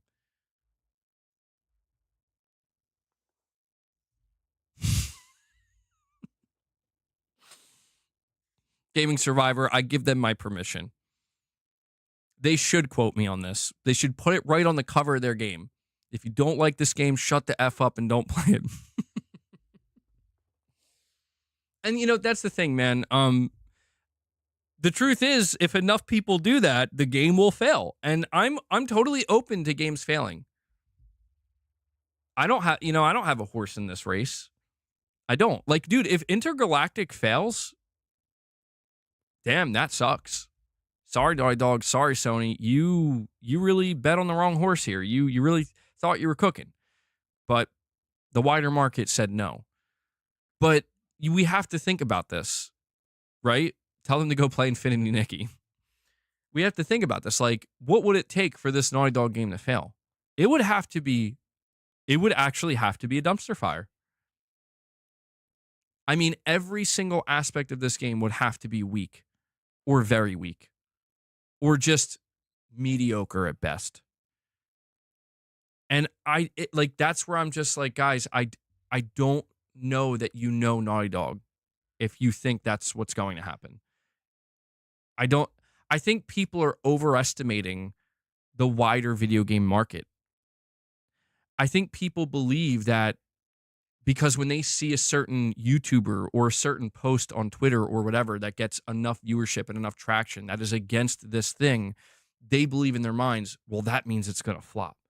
In reality, millions of people, likely millions of people who are not on Twitter, who are not watching these YouTubers and not involved in this conversation, when this game drops, they're going to probably pick it up for their PS5. They're going to see Naughty Dog's name and they're going to at least be willing to try it. And I'm not saying that's going to make it automatically good. I'm not saying that if the game is bad, it deserves to succeed, even though it's bad. I'm just saying that people are not being realistic with their assessments here. That's what I think the problem is. Like, if we're talking about trying to assess how is this game going to do, if we want to have that conversation, we have to be realistic in our assessment. And I think I've been pretty realistic. My assessment, like I said, is I don't think it's going to sell as well as Uncharted. I don't think it's going to sell as well as The Last of Us. I don't think it's going to flop. I think it's going to be in the middle, basically. I think it's going to be in the middle. And I think if Naughty Dog shows like a lot of gameplay and it actually looks incredible, I think it could do more than that. I think the gameplay could do the heavy lifting. It's going to be average. I would be shocked. I would. Because nothing Naughty Dog has done has just been average. That would be shocking. And I think that could be enough to not turn it into a flop, but I'll tell you right now, Sony is not expecting an average game from Naughty Dog. You know what I mean? They're not expecting an average game from Naughty Dog. Nobody is. So that would be surprising. But it might not be like that 10 out of 10 like absolute banger masterpiece that's like bulletproof, right? It might not be that either.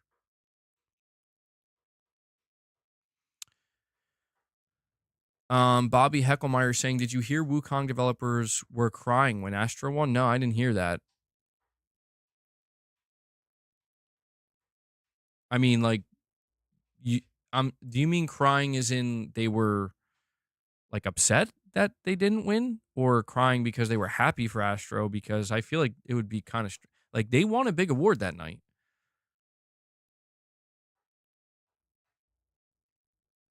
They were crying because they didn't win. No, I didn't see this. They were upset. Alana Pierce said they were crying behind her because they lost. I mean, I mean, I guess I can kind of understand that, where it's like if you were that confident in your game and you really wanted to win and you didn't, but I don't know, man. Like, it's a little strange. Yeah, that's a little strange. And I say that because they won a big award that night. They won, what did they win? Like Best Action Adventure or something? Or I know they won a big one. So that's something. And I feel like it's not like they walked home with nothing.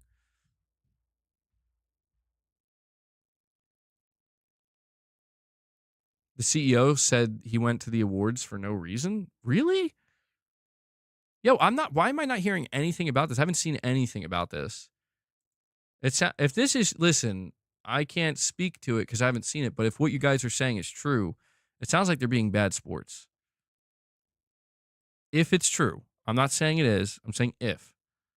I think that it sounds like they're being bad sports. And I don't think that's a good look. Even like you can think that, and I think that's fine. Like, of course, like we were robbed, we deserved it. There's nothing wrong with thinking that, but you can't project that outwardly. It's just a bad look. You got to be able to lose gracefully. You got to be able to lose gracefully. Doesn't mean you can't feel that way on the inside. They fell short in China's eyes. Yeah, maybe it could be more of a cultural thing that's driving that. I could see that. I mean, either way, man, they look. In my book, they're all winners. I know that sounds cliche, but for real, like, dude, your first AAA game ever. sold like over 20 million copies, bro. And people love it. You have a massive fan base now. And you won some awards at the Game Awards. You know, that's not easy. So I mean, I don't think that's I don't to me, if you're gonna cry over that, that's worth crying tears of joy. Cause like, do you know how hard that is? Do you know how rare that is? That's still winning. Yeah, that's still winning. So yeah, I did see that Devil Shooter. I saw some pictures of it was Phil Spencer, Matt Booty, and Aaron Greenberg sitting in the front row. And it was right when AstroBot was announced as the winner. And it was just like it was basically the meme of Homelander sitting in the movie theater. I mean, I think people poke too much fun. I think people are going overboard with how much fun they're poking at that. But it is a little bit funny.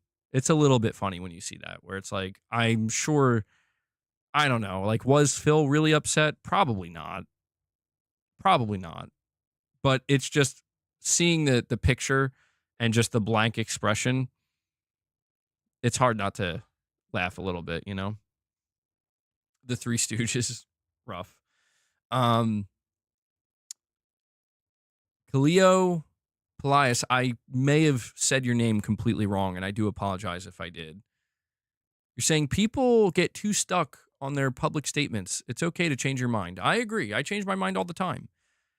But the reason why I change my mind is because I'm in a pursuit of contentment and potential happiness. And I'm not willing. I'm not afraid. I should say to.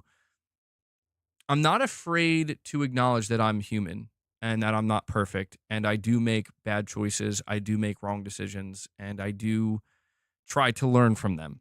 And I go in directions sometimes that I realize, like, I was wrong on this one. Um, and sometimes I'm back and forth because I'm still trying to weigh the options here. Again, it's in the pursuit of understanding what my truth is, you know? I think I think people are in pursuit of an absolute truth. I think there are some absolute truths that make themselves known and are obvious, but I think there are many truths, as we will that's what we'll call them, that I think are not as clear cut. They're not as absolute as we think they are, or as somebody would have you believe they are. And that's why I'm just kind of like, you know, I'm willing to admit that I have allowed too many outside factors to influence my opinion on things. And the realization comes when eventually I that noise lowers, I remove myself from it, things get quiet, and then my own thoughts get louder. My own thoughts get louder, and I begin to realize that actually I don't agree with some or a lot of what I'm seeing. And I've maybe allowed myself to believe that I do agree because, well, at the time it makes sense. At the time I'm seeing something that it in that moment it makes sense and it seems right. But then I just again I kind of I process it more. I filter it more and I extract more from it and I dig deeper and I realize, wait, actually no. I don't feel that way as it turns out. And that's what happens, I do that, and I like to think it's benefited me as a person. Um, and I'll be honest, I'm not sure how people don't do that, but I guess belief is a powerful thing, man. Belief is everything. When you believe something and you truly believe it, I mean, if that's a conviction that exists in your mind, nothing can undo that except you. So I do understand ultimately why people kind of get locked in. I do understand it. I think it can be a detrimental sometimes, certainly. We see it, right? We see it literally right in front of us how it can be detrimental to do that. Belief is the enemy of knowing. I love it. Where's that come from? I love that. I feel like I've heard that before. That has to be a famous quote, right? Meanwhile, RichRod in the chat, down with Kojima.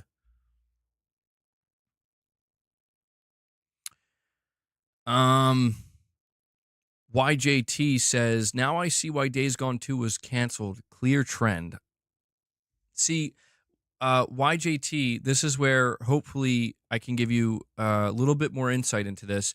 Days Gone 2 was never greenlit. And the reason, so there was confusion. At first, we believed that Sony rejected Days Gone 2, but that didn't make any sense.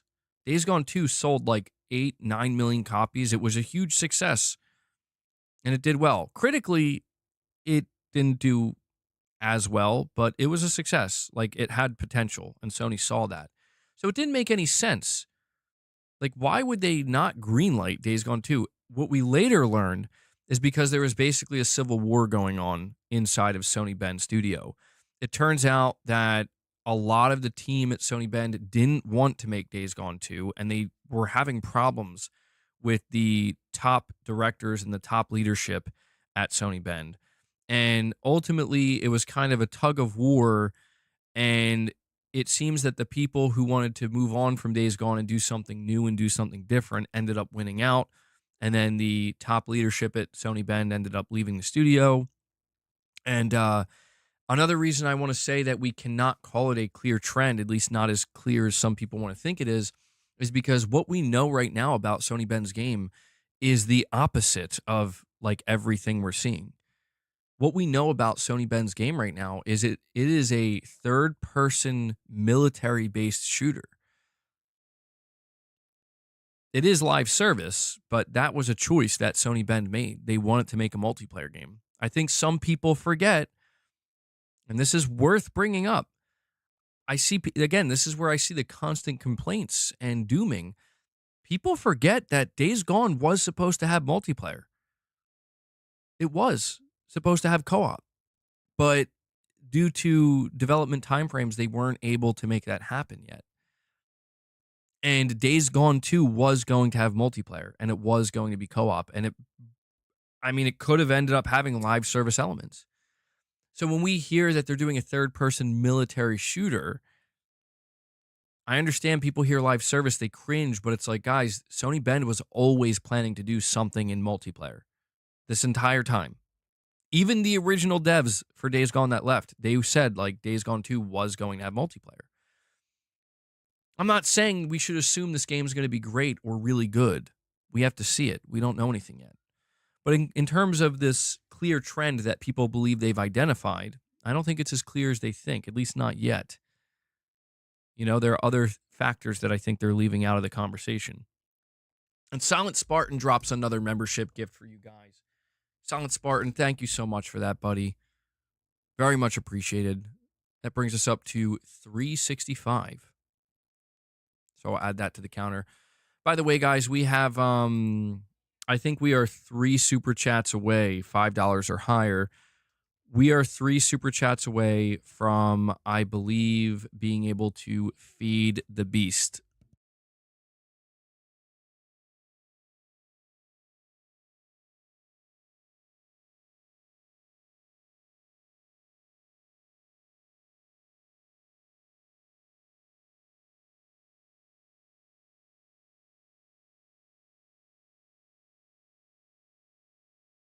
Sorry, guys, hold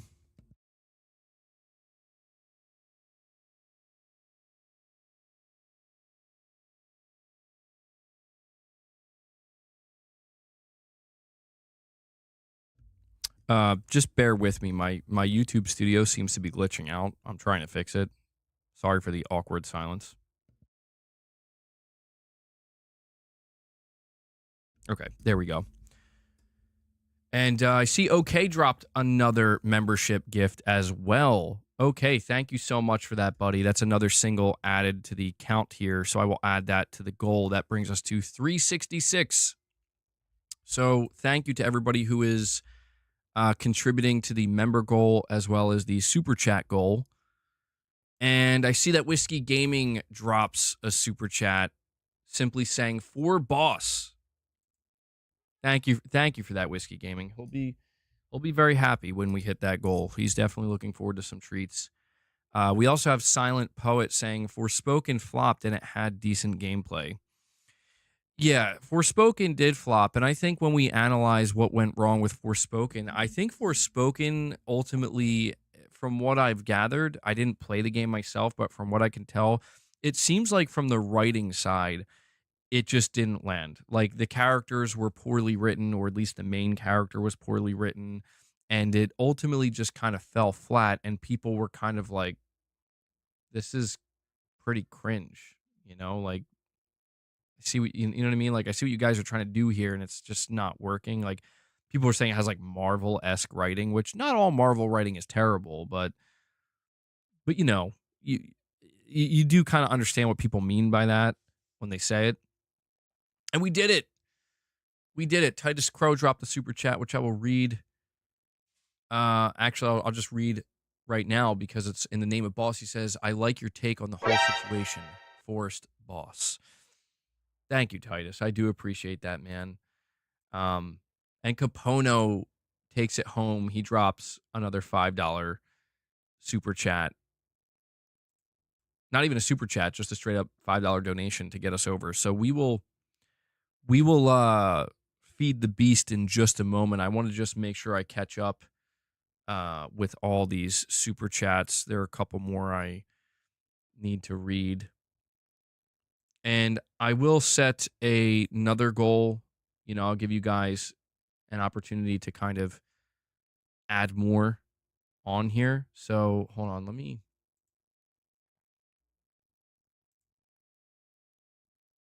Okay.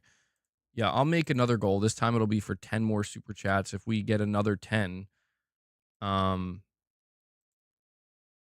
we'll give them more treats.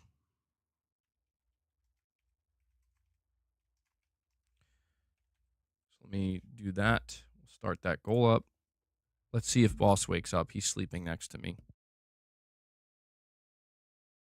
Boss, do you read me? It's time to feed the beast. I don't know if that's coming through or not. Did that play? Did the soundbite play? It may not have come through on my end. Boss didn't hear it either. All right, come on, Boss. Come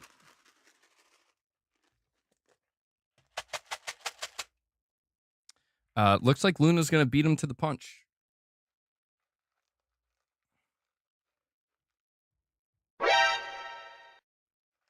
All right, Luna first then.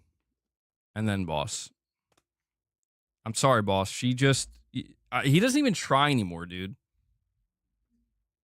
Can't be giving up so easily, dude. He didn't even give up. He didn't even try. You can only give up if you try.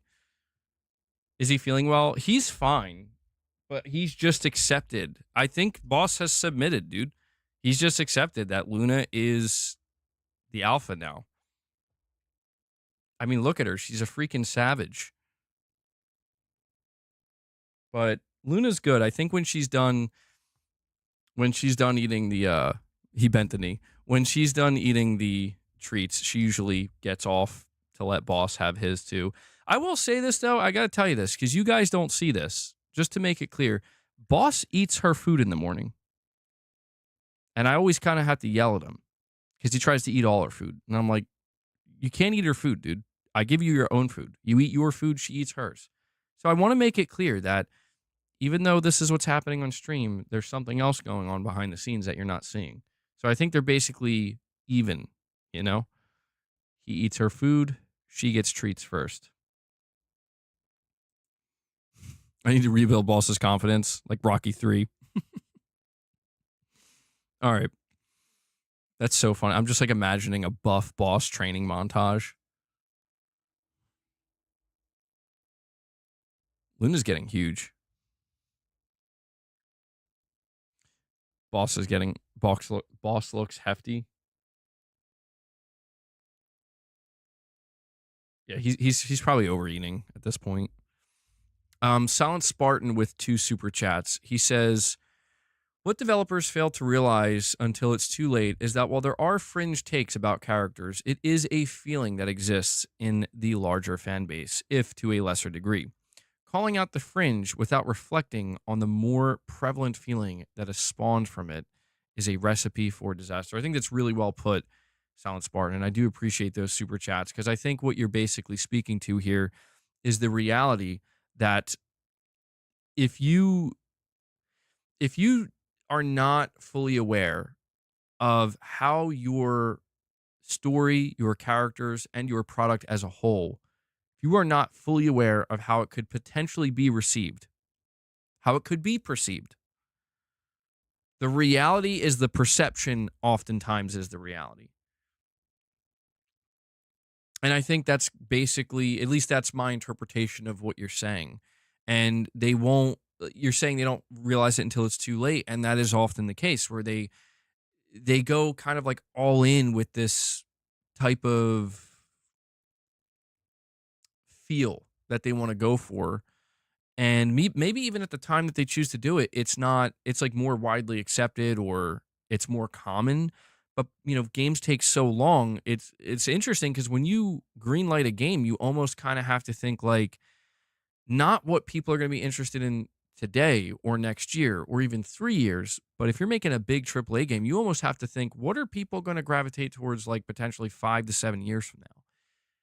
And that's what's so interesting about this, where even what we consider, you know, what we consider to be problematic right now to a small or large degree, you could maybe make the argument that 4 to 5 years ago was not considered problematic, right?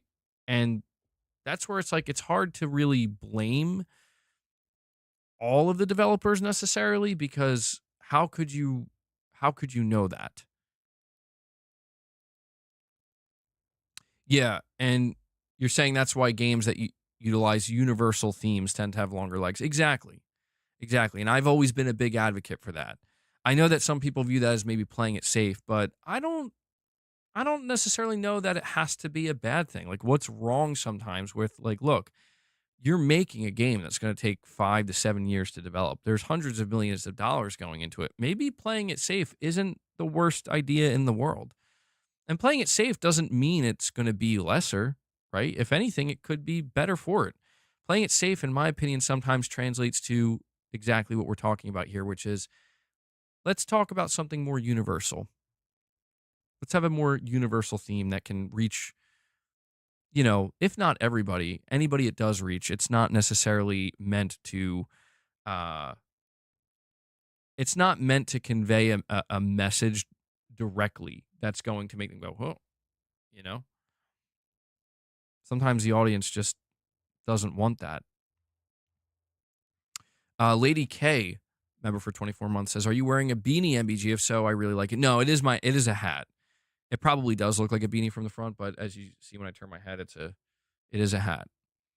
I haven't worn a beanie in a long time, but yeah, this is MBG got this for me a little while ago. We also have, let's see, I think we're all caught up. I think we have a direct donation. So I am going to move on to the next set of topics, by the way, once I read this direct donation. I spent way too much time, not in a bad way, but oh, I see that ACM. So we have Moonshot and ACM. ACM dropped a $6 direct donation saying for boss. Unfortunately, the direct donation ACM does not count towards YouTube's counter. Like I cannot manually add it to YouTube's counter, but I do appreciate that. I do appreciate it. Boss, are you going to come get your treats or what? Did bro just give up on treats? Boss, you can't be doing this to me. Hold on. Come on, it's your turn. Come get him.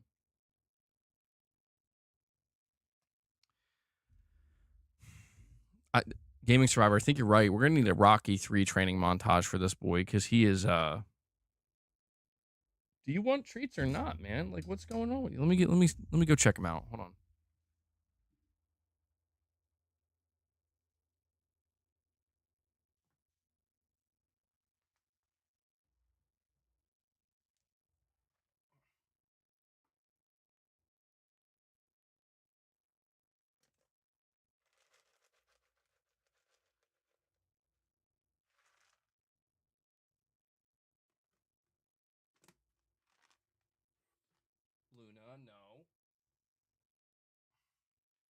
Okay, maybe Luna isn't trying to share because she immediately ran over here like more treats for me.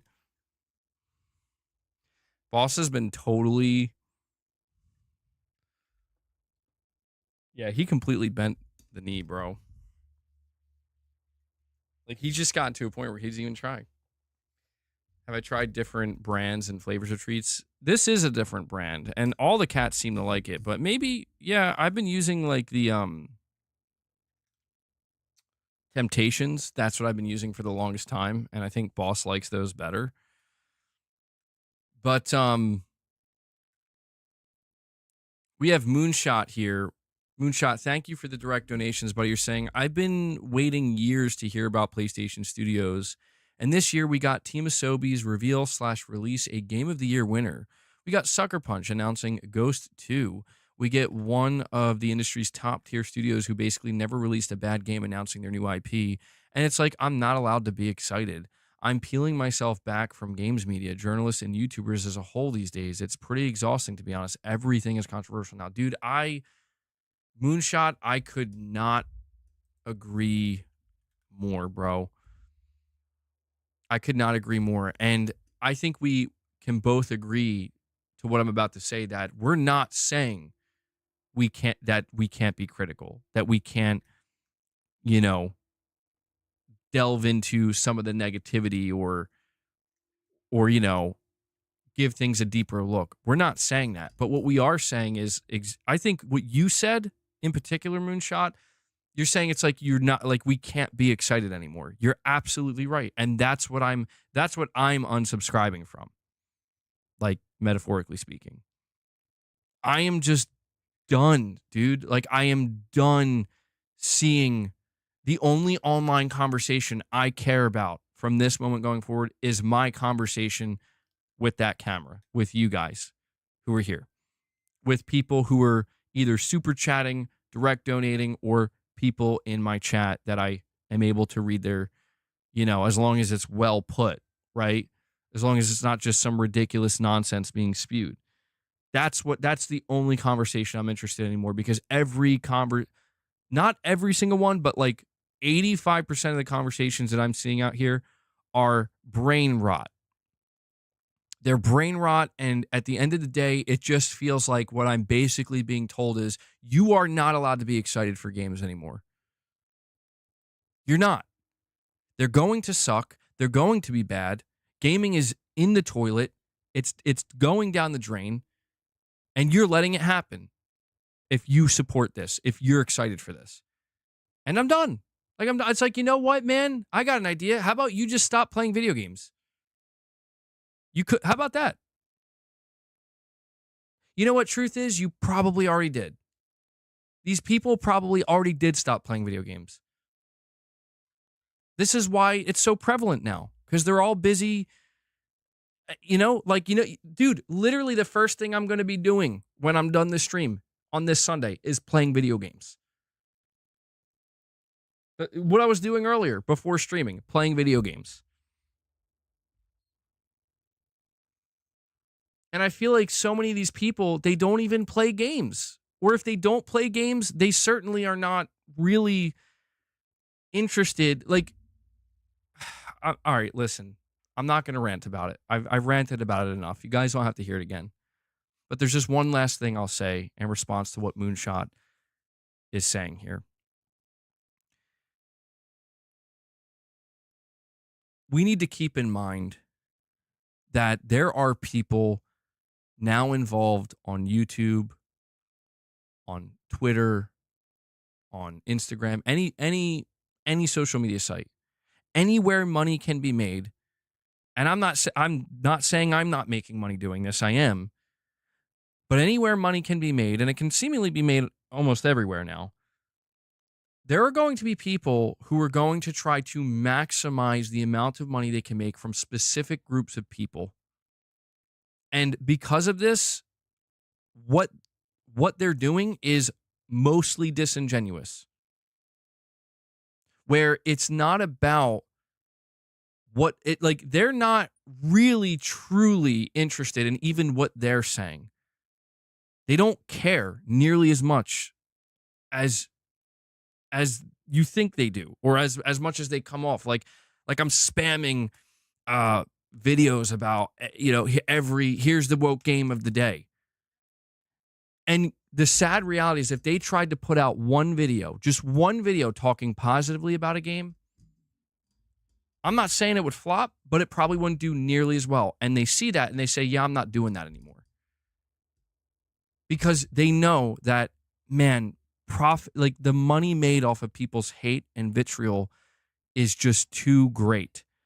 And I get it. It's like we live in a day and age where everybody's like, get your bag, do what you got to do, grift, whatever. And it is whatever. Do what you do, right? It's not my place to tell you what you should or shouldn't do. But what I can say is I am fully fucking unsubscribed from this bullshit because it has ruined my perception of video games. And my perception of video games prior to being introduced to this crap was actually pretty good. And I think it started with Spider-Man 2, dude. I really think that. Like, I played Spider-Man 2, and at the time, the only thing I was really focused on with Spider-Man 2, if I recall, was people were complaining about some assets being reused and whatnot. I was like Puddlegate 2.0. And I remember pushing back against that because I'm like, you guys are clowns. Like, this is ridiculous. You guys are just upset that this game actually looks like it's going to be pretty damn good. And there's nothing you can do about it except hate on it. I don't know why. But then I noticed not too long after that game released, the conversation completely turned into something else. And that's where I'm not saying I don't have any criticisms of Spider-Man 2. I do. But the number one thing that I can't escape, and this is just my truth, and again, I'm only interested in my truth, because at the end of the day, what else matters, right? On an individual level. My truth, if I'm being totally, completely, 100% honest with myself, did you enjoy Spider-Man 2 and have fun playing it? Yes or no? My answer is yes. Yes, I did. And I enjoyed getting the platinum.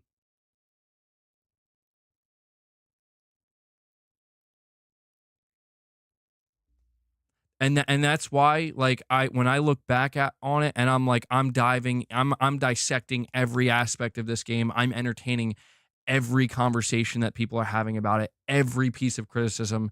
And at the end of the day, I realize, you know what? There are some things that I can agree with, a few here and there. Not every single moment of Spider-Man 2 was elation. It wasn't. But it was far from a bad game. It was far from an unenjoyable game.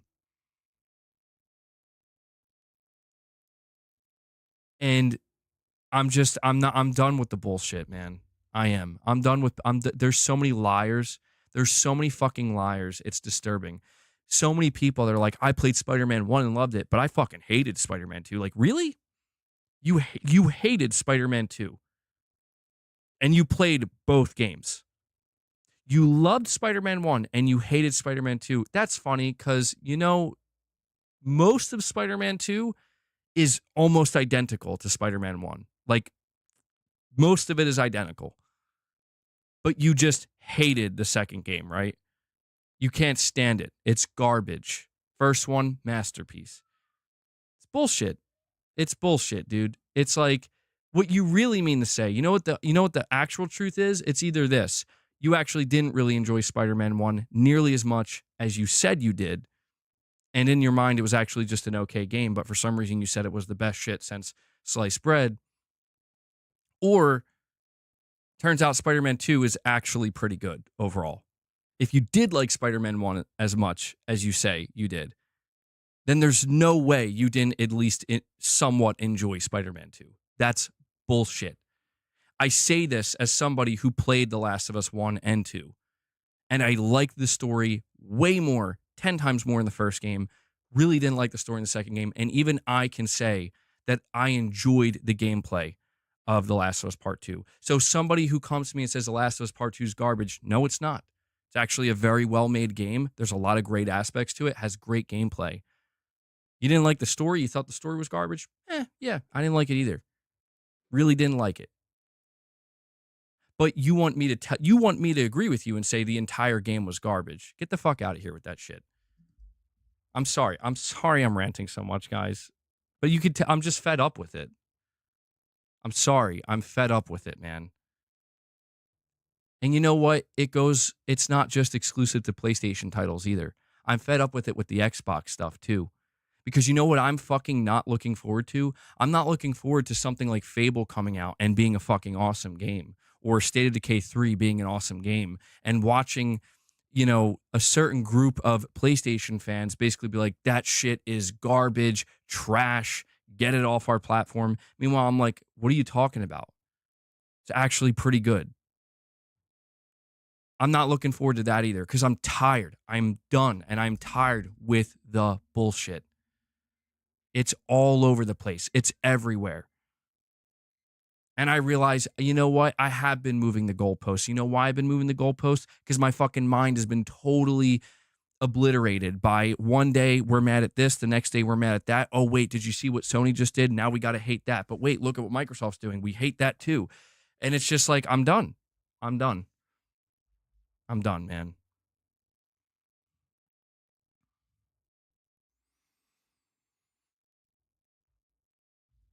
Anyway, not trying to create toxic positivity. I don't think toxic positivity is a good environment to foster either. I just think we don't need toxic positivity. We don't need bullshit. We need neither of those things. Those things we need to discard. I'm going to attempt to discard them. Okay? God, I still need to talk about these games, bro. God damn it, I'm doing it again. I'm becoming my own worst enemy. My ranting is getting in the way of me wanting to talk about these games. All right. Let's get a move on. I might be bipolar. Dude, I might be, but I'll tell you what, I don't think I am. You know why? And I'll just say this, and I will read these super chats, and we will move on to the next set of topics about these games that I want to discuss with you guys. I don't think I am, because when I sit back and I think, what am I doing every day? What am I subjecting my mind to every day? And I think about it, and I think about it deeply, and it's like, dude, maybe you should just stop doing that. Stop doing that. Just stop. And as it turns out, when I stop, my mind heals, dude. It does. I get some semblance of contentment and peace. So it's not that I'm bipolar, it's that I get wrapped up in misery and frustration that I've purposely tethered to myself, or unknowingly tethered to myself. And it's until I untether that I'm like, you know what, actually, I feel pretty okay. I'm basically allowing other people's misery into my life. Like, ultimately, that's what it comes down to. I am becoming the company that they so desperately want. And I'm good, bro. You know, like, I can't do it anymore.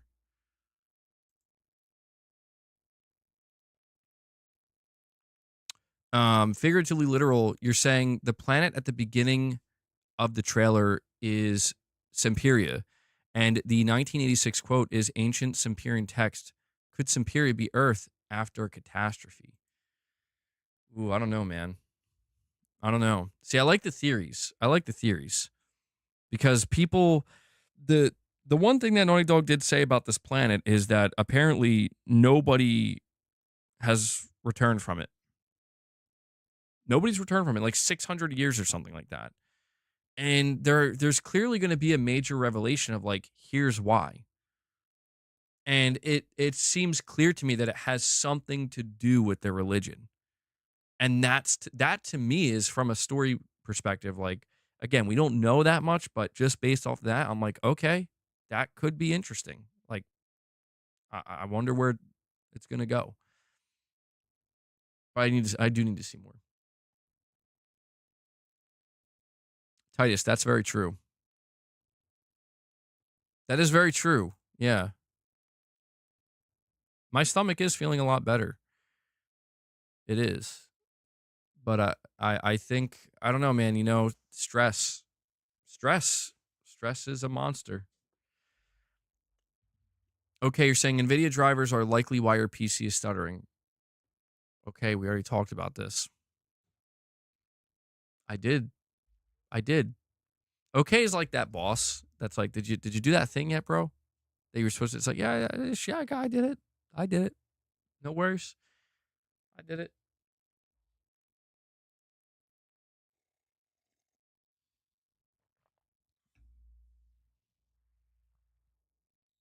MBG finally found the NVIDIA control panel. Josh Z with a super chat. I'm sorry, I lost it. Hold on. Here it is. You're saying people would be more receptive to messages and entertainment if both sides were highlighted and the side taken was left to the audience. Neutrality. I can't disagree with that. Overall, more people would be more receptive. And I understand, like, again, I understand why people feel the way they do. They're like, they feel like the message is becoming one-sided, but at the same time, like, I think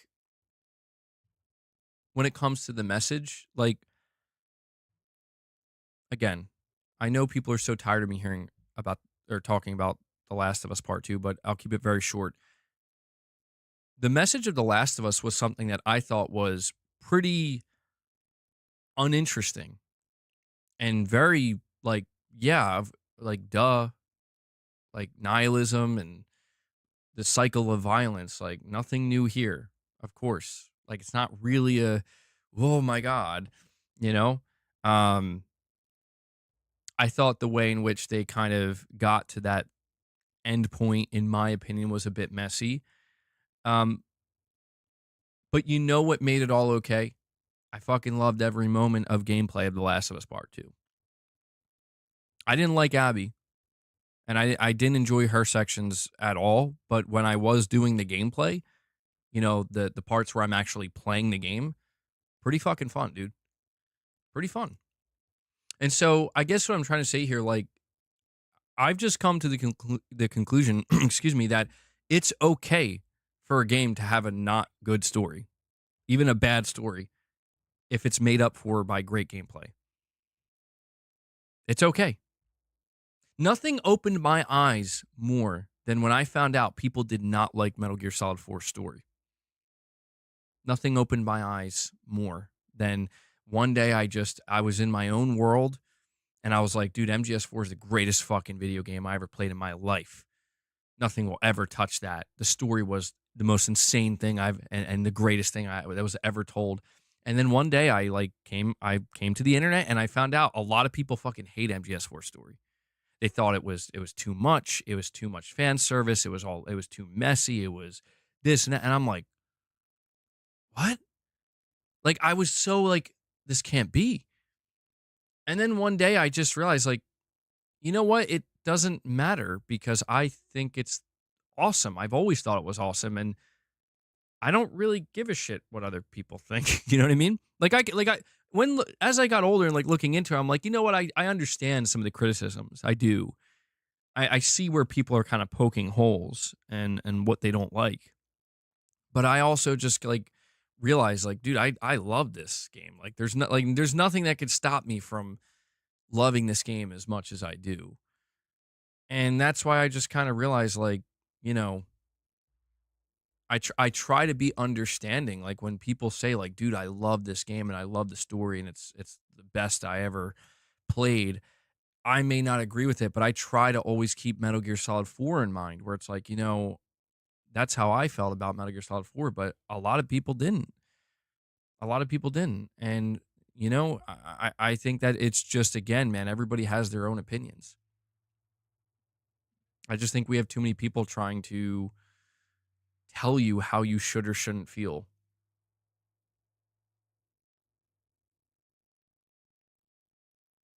Figuratively literal, you're saying Spider-Man 2 still has one of the best ratings on the PlayStation Store. Controversy for Spider-Man 2 is blown out of proportion and mainly online.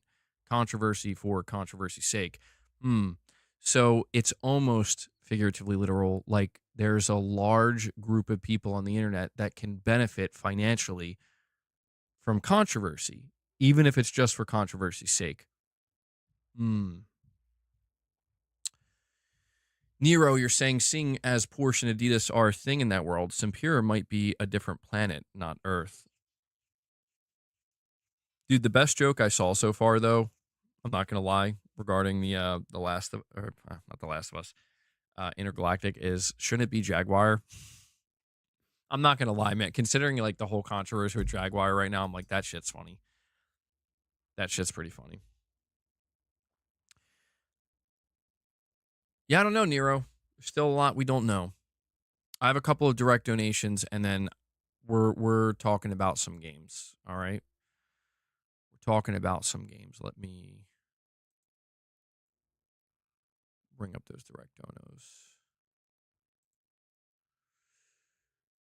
RichRod, you're saying for a boss to gouge out Kojima's eyes. Go make Xbox games now, you disgusting backstabbing butterscotch. I hope Death Stranding 2 flops and your Xbox game gets canceled. Damn it, RichRod. Anyway, moving on from RichRod's unhinged nature that we just can't escape. No matter what I say, this man cannot be he just can't stop being unhinged. Let's talk about the Elden Ring multiplayer game. I'm ready to talk about this game. How are we feeling about this Elden Ring multiplayer game? Now, I got to tell you, for those of you who were watching me live,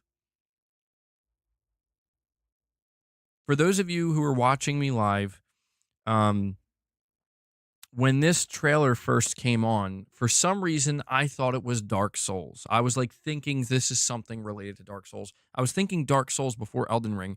And then I felt really stupid when it was very clearly Elden Ring. But I want to say that I was really relieved to find, as I watched that trailer again, that actually there is some Dark Souls stuff going on in there. The Nameless King, which I believe is a Dark Souls 3 boss, was in that trailer, bro. And I was like, holy shit, there is Dark Souls in this multiplayer Elden Ring experience. But people were also pointing out that there is stuff seemingly from all of From Software's games kind of thrown into this game, where there's some Bloodborne stuff, there's some Dark Souls stuff, there's some Sekiro stuff. And I'm like, this is going to be amazing. I am super excited for this. Instant Messenger Sama, you're saying the worst thing that Naughty Dog has done, or Neil, was the fake Joel trailer. To this day, I bought every game from Naughty Dog on day one, not this time. I actually can't disagree with you here at all. That was just flat out messed up. Like, I know that Neil or Naughty Dog, they probably thought they were being so clever and like wait until they see how we bamboozled them. But I'm just like, bro, no. Like, you took it too far, man. You took it too, like, that was just a flat out slap to the face. That was like the worst rug pull ever in gaming, like way worse in my opinion than what happened with like Raiden. And I know Kojima kind of does this stuff, but this to me, like, I don't know, man. I just think that it was like not done well. I just, because I guess it worked. I truly believed it. I was like, holy shit, man, Joel and Ellie, they're all going on an adventure again. And dude, it wasn't even like, psych, Joel's not going with her. It wasn't even that. It's, that motherfucker's dead. Like, what? Like, huh? Wait, hold on. What's going on now? He's dead. Yeah, he's dead. Mm-hmm. To be fair, though, to be fair, should have seen it coming. Because if you go back to the reveal trailer of The Last of Us 2, do you remember the reveal? It was awesome. The reveal trailer for The Last of Us 2 was awesome, where it was Ellie in a house after like slaughtering a bunch of people, singing the song on the guitar, and Joel's just like slowly walking in and like is talking to her. And so many people were like, bro, something seems a little off here. Is Joel, is he like, is that a ghost? Like, is this real? Like, is he dead? And people, even from just that initial trailer, like, it kind of caught that vibe of like, oh shit, Like, he's not really there, is he? But even that would have been cool. Even that would have been cool, where it's like certain moments in the game, he is there accompanying Ellie, but he's not there. You know what I mean? That would have been very interesting. But I can kind of understand where they're like, we're trying to be realistic about it, you know? Like, because then they have to answer the question, like, is this a ghost? Like, is Joel a ghost? And that becomes complicated because it's like, no, it's just in her mind. It's like, but what if he's not? What if he really is a ghost? What if that's Joel's spirit? You know, and then it's like, well, that, you know, I just don't see that. What's real anymore? But I totally get where you're coming from, Instant Messenger Sama. That was I did not like that they did that. Cypherpunk, you're saying the female lead in Naughty Dog's new game is the baddie from the Uncharted movie. Don't tell anybody that, Cypherpunk. You're right. I did see the Uncharted movie. You're right. I forgot about that. Don't tell anybody that. Andreas, thank you, bro. I'm glad you like it.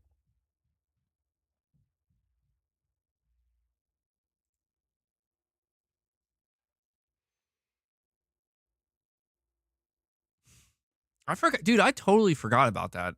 I was like, she looks so familiar. Where have I seen her before? And you're right.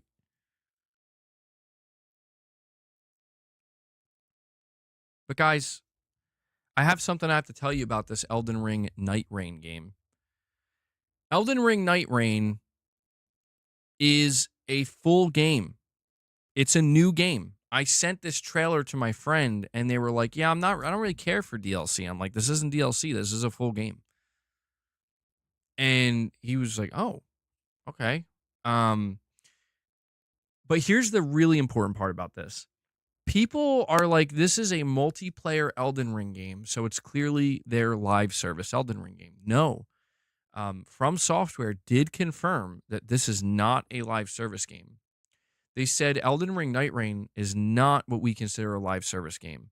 We wanted to have a game that felt like a complete package. So there they go. They're right there. They're telling you this is a complete, full, standalone multiplayer game, and it will not be live service. I don't think that means they're not going to support it with more like DLC, like, you know, just adding more stuff to the game. I think they will. But yeah, it's not like a just like free to play live service game that's trying to stick around for the next 10 years. Common from Soft W. I mean, you got to admire the way that they operate, man. You do. Where it's like it would make sense to do a live service Elden Ring game. And frankly, a live service Elden Ring game would probably work. They'd probably find so much success, but they're just like, but we just want to make a complete game and sell it. And goddamn, I love it. I love it. But I have to say, I'm actually very excited for Elden Ring Night Reign. I rewatched that trailer, and man, it looks so good. I still haven't played the Shadow of the Erdtree expansion yet. I did platinum Elden Ring this year, like I told you a couple of times previously. Still haven't played Shadow of the Erdtree, but the thing that's really piquing my interest about this new Elden Ring game is the fact it's built with multiplayer from the ground up. And this is something I always wanted. I thought when I first heard about Elden Ring multiplayer that you would be able to play the entirety of Elden Ring seamlessly in co-op with two other people from start to finish. But that's not the way they did it. They did it the same way they did multiplayer co-op in all of their other Souls games, Soulsborne games, which is you know, uh, what do they call it? Instance based or I know there's a term for it. I'm drawing a blank on the term, but you know, you summon somebody in, they help you with the boss battle, and then they go back to their own world. Or you get summoned in and help with a boss battle. And you can explore some of the regions, you know, you can do that, but it's not seamless. Like you can tell the game is not built from the ground up to facilitate a full multiplayer experience. This game is, and I'm so happy From Software decided to do this because I always thought like, man, that would be so cool if they released a Soulsborne Elden Ring-esque game where it was built from the ground up to feature multiplayer. And it does make you wonder like how much different this game is going to be. So I want to also let you guys know apparently this multiplayer game is going to be like a wider, more open area in Limgrave, I think is what they said. And it, if you look at that trailer, I don't know, man. I feel like one of the things that is being conveyed about Elden Ring Night Reign that they're not explicitly stating, at least as far as I'm aware, is they are like straight up going to be putting stuff from their previous games into this multiplayer experience. The Nameless King was there, dude. That's a Dark Souls 3 boss. How do you explain that in Elden Ring lore? I don't think you do. I don't think you do. I think this is basically going to be kind of like FromSoft multiverse. I'm getting the feel for that. I'm getting the feeling that that's what it's going to be. Cypherpunk, you're saying new Elden Ring for the losers who can't beat bosses solo. Cypherpunk, that is the most toxic negative viewpoint of this game I could imagine. You know what though? I will say, no, see that's not true, Cypherpunk. You could still get people in co-op. You could still get people in co-op in Elden Ring. So come on. It does make me wonder though. It does make me wonder how much more difficult how am I saying that right? I don't know. What will the difficulty level be on these bosses? Because this is a game that I'm sure you will be able to play it solo, to be clear. I could be wrong. I don't think they confirmed that. But I imagine if you don't want to play with other people, you can go through this experience. You could try to go through this experience solo. But considering they're building it from the ground up with multiplayer in mind, I imagine they're going to make these bosses so difficult that, like, the new challenge runs for people are going to be, I beat this boss solo. That's going to be the new challenge run for this FromSoft title. Whiskey Gaming with a $2 super chat saying, so you're down for the Battle Royale style? Whiskey Gaming, are you saying that they said that this is going to have like a Battle Royale situation going on?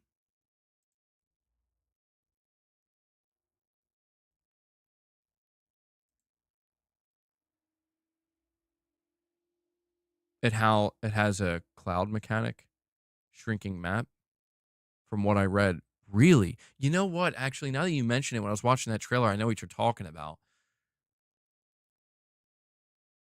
Oh, you know what? Hold on. I got to read this then. Hold on. This is really, really interesting to me. Bro, are you? No way. No way. You're going to tell me they're going to have a Elden Ring Battle Royale? Holy shit, dude. That is. All right, so I have an article here from PC Gamer. It says Elden Ring Night Reign is not what we consider a live service game, says From Software. They say here, quite possibly the biggest surprise announcement of the Game Awards, Elden Ring Night Reign is a multiplayer-focused spin-off of From Software's giant open-world RPG. Its debut trailer includes glimpses of a number of mechanics that look like they're plucked from popular free-to-play live service games, including a battle royale-style circle enclosing the map and hero characters with bespoke skill sets. Holy shit. Okay, I'm really glad I came across this article and Whiskey Gaming, you said that because I did not know that. But as I explain in detail in my hands-on preview with Night Reign, it's not a live service game despite how much it resembles one. Night Reign is a co-op roguelike, and FromSoft is sticking to the timeless model of paying up front for a whole video game. So, wow, there were even previews.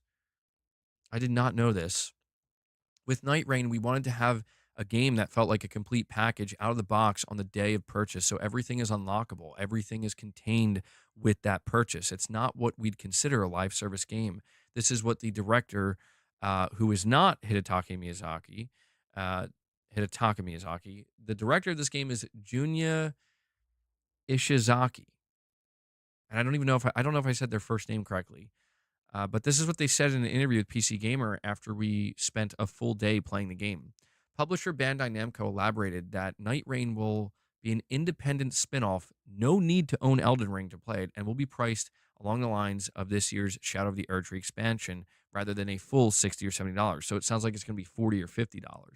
Despite not being free to play, Night Reign's roguelike structure seems ideal for updates and expansions, slotting in new characters, gear, and bosses to fight.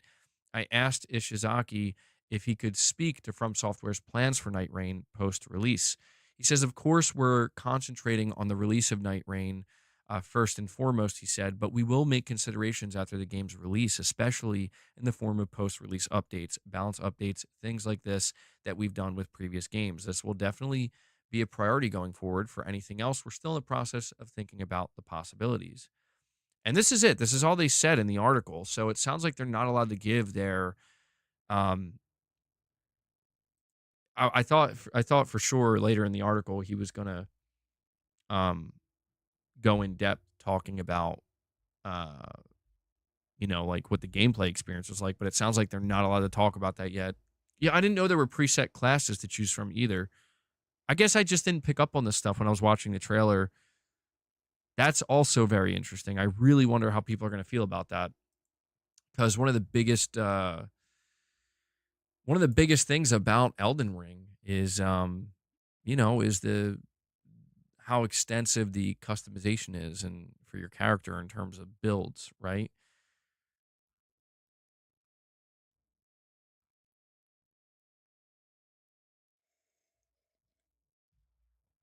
So it's going to be roguelike. Whiskey Gaming, you're saying you're not excited about those details. I think that's fair. I don't know that this is going to be for every FromSoft fan or every Soulsborne or Elden Ring fan.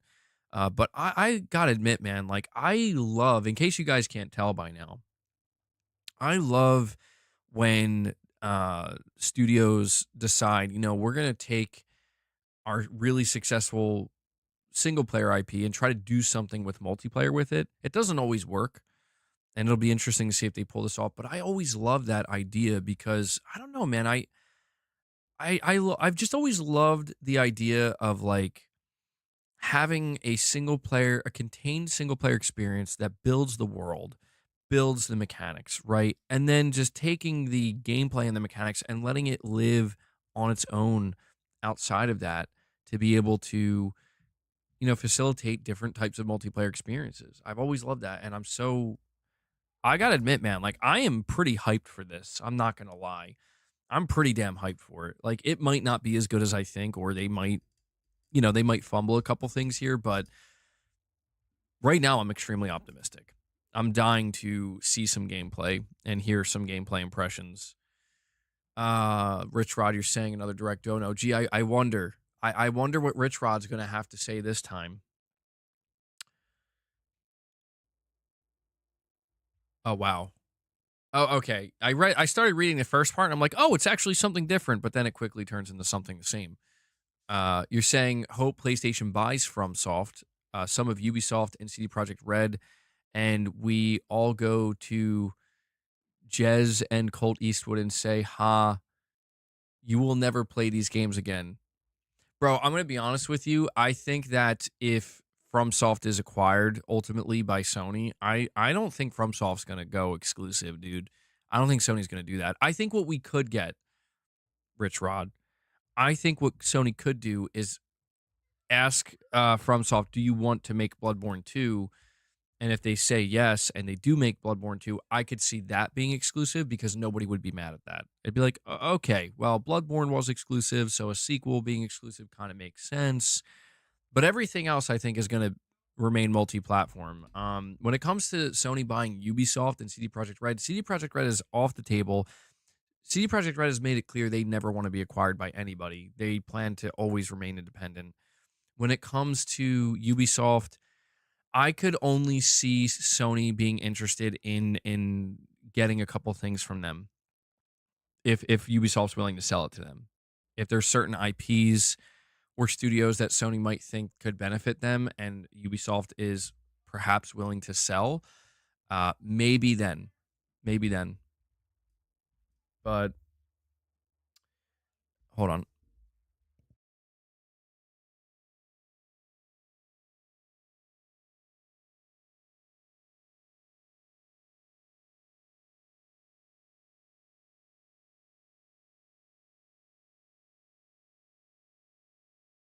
I'm stood up in like a couple hours, man. Oh, I'm going to have to start doing some squats on stream. Saying read the last part. I did. You said you hope. Wait, hold on. Hold on.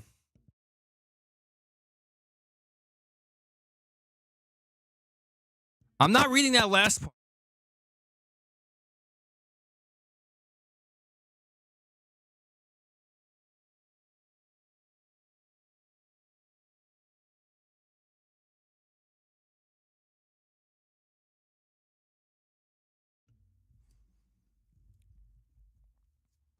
RichRod, I'm not.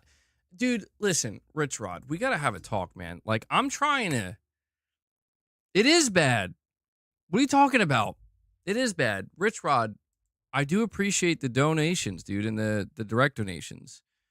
But you got to understand, like, I'm not trying to create beef with other content creators and other people involved in, covering, like, I guess in this case, Xbox.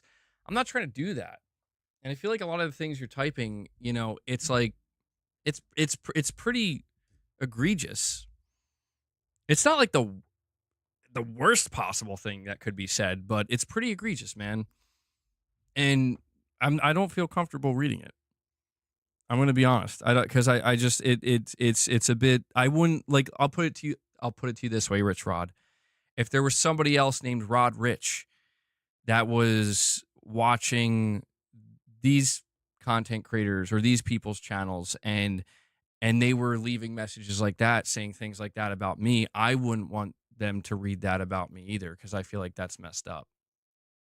You know? So you think about that, Rich. You think about that.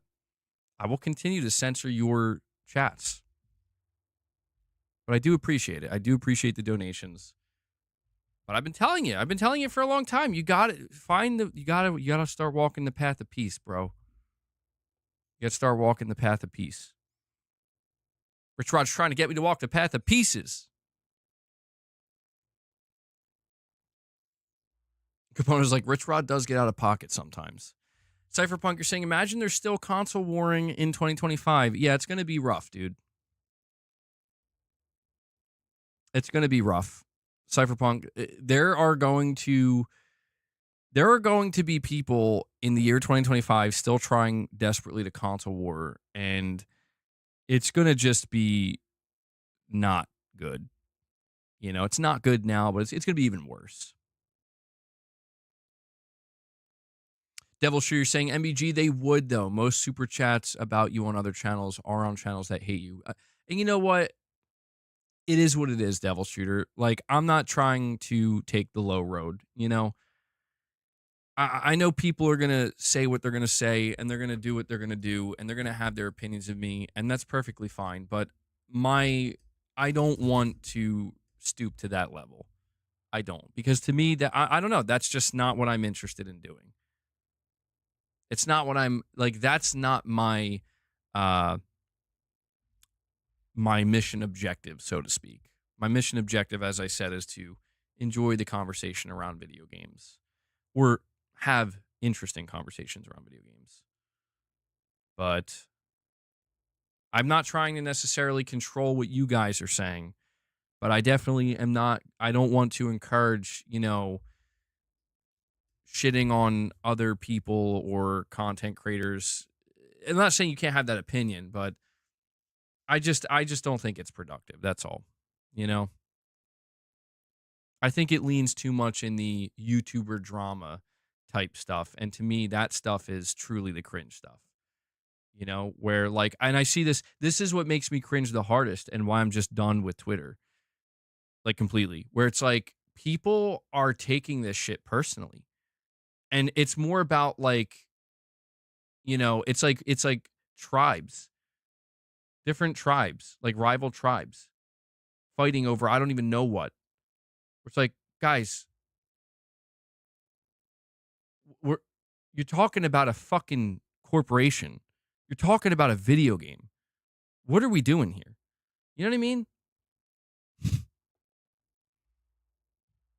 And I know it's not going to stop. And I'm not trying to say I'm trying to stop it. I'm just saying I don't want to be involved with it. That's all I'm trying to say. I don't want to be involved with it. Because trust me, man, I've been provoked over and over and over and over again. I've been provoked to a point where it really has gotten to me at certain points. But I always pull back. I always pull back. And you know why? Because I realize that the moment, and I have stooped to this level before, but the moment I decide, you know what? I got to swing back now. They win. They win. Because where they are, I don't want to be. And somehow they got me where they are. They got me to their level. They brought me down. And they win. And I'm not interested in that. They can find other people to do that. And trust me, they're out there. There are plenty of other people that they will fall for the bait. They'll try to swing and they'll miss. And even if they land a hit, what do they win? They win nothing. You know how the saying goes. Play stupid games, win stupid prizes. I'm not interested in either. I'm not interested in playing stupid games, and I'm not interested in winning stupid prizes. That's not why I'm here.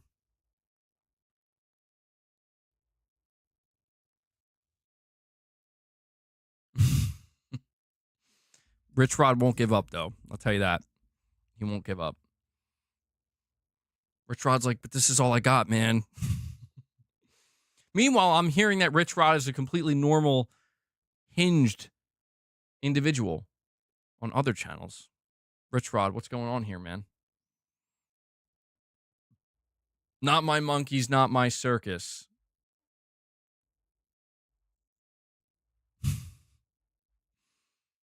RichRod, I know. I said that's not the worst thing you could say. But I'm not reading it because I don't care. You think what you want to think, bro. Okay, you're saying the Witcher 4 situation is interesting if they are already showing it on a 5090. How powerful will the PlayStation 6 have to be to keep up in 2028? Goes against MBG's inexpensive PS6 theory. Yeah, my PS6 theory is going to be changing from time to time, as I'm sure you're aware. My theory on what the PS6 will probably change on a monthly or at least quarterly basis based on new information we're receiving. I do hope it's affordable. If anything, I hope the PlayStation 6 is affordable for the sake of everybody, right? And that, like, I do want a powerful console. I want a next-gen leap, but I don't want it to be like nobody can afford it, you know? Because that sucks. Like, it's going to be hard to be excited about, guys, did you get your next-gen PS6 yet? And everyone's like, no, dude, I didn't. Oh. I mean, it was kind of like that with the PS5, not because people couldn't afford it, but because people literally couldn't get it. But I feel like it's just like that was different. Like people were more interested because they wanted it, but it wasn't available to them yet. To whereas if the PS6 prices people out, it's just going to bring everybody down, man. It is. It's going to bring everybody down. And that's true, Nero. You're saying people afford $1,000 phones, and maybe Sony could start trying to offer these like payment plans for people. That would be so strange. Maybe not that strange, but it would be different than what we have come to expect. But I just feel like phone, video game console, I just feel like the utility is different. Like you could, considering how much a smartphone can do for you now, it's in your pocket and it does so many things anywhere you are. You can kind of understand why people are like, yeah, I don't mind paying $1,000 for that. I feel like a console, it's not that a console can't do a lot. It's just that a console has to sit somewhere and not really move that much. And, you know, realistically, you're going to mostly just use it for video games, maybe some media, other multimedia as well. So, you know, it's like if people have to, like, let me put it to you this way. People have to choose. Do I want to spend $1,000 on a phone or a console? People are always going to choose the phone first, and then they're probably not going to have another 1,000 left for that console. So, you know, that's the difference between like if if I got to pay if I have to pay $1,000 for my phone and then there's a $500 console, I could probably make that work. If I have to pay $1,000 for my phone and then there's an $800 console, I don't know if that's going to be able to work or not. Always the console. Yeah, well, hey, I'm not speaking for everybody, right? There definitely will be people who are like, no, dude, I want the console. But console's about to have 5G, $80 a month. Didn't Sony do that with the PlayStation Vita? They had like a 3G version or something like that, which was so weird. But guys, Elden Ring Night Reign, I just want to make it known this is a game I'm absolutely going to be talking about on the channel. I'm going to continue to cover it. Really, really interested to see more and learn more. And it is coming in 2025. By the way, before I move on from Elden Ring, it has been confirmed that there is going to be a network test that you can register for right now. I think registration's still open. Or sorry, registration opens on January 10th. It's not up yet, but you can register to do a network test, and the network test begins February 2025. So we know the game is not releasing in January or February. It sounds like it might be a spring release potentially, maybe a summer release. Let's talk about Capcom. Onimusha, Way of the Sword. This was a game that was revealed during the Game Awards that caught a lot of people off guard, and Unholy Mayhem, we're on the same wavelength right now. This is a game that caught people definitely by surprise. Now, I have to preface this by letting you know I am not familiar with the Onimusha series. I know about it, like I've heard about it. I never played it. It's a game that I've seen some gameplay of, and I've watched some videos of people talking about it, but outside of that, I'm not familiar with it. However, what I did see in this trailer looks very good. Yeah, I know it's like a PS2 era franchise, and I know that people have been asking Capcom to bring it back for a long time now. You think I should watch a video of a playthrough?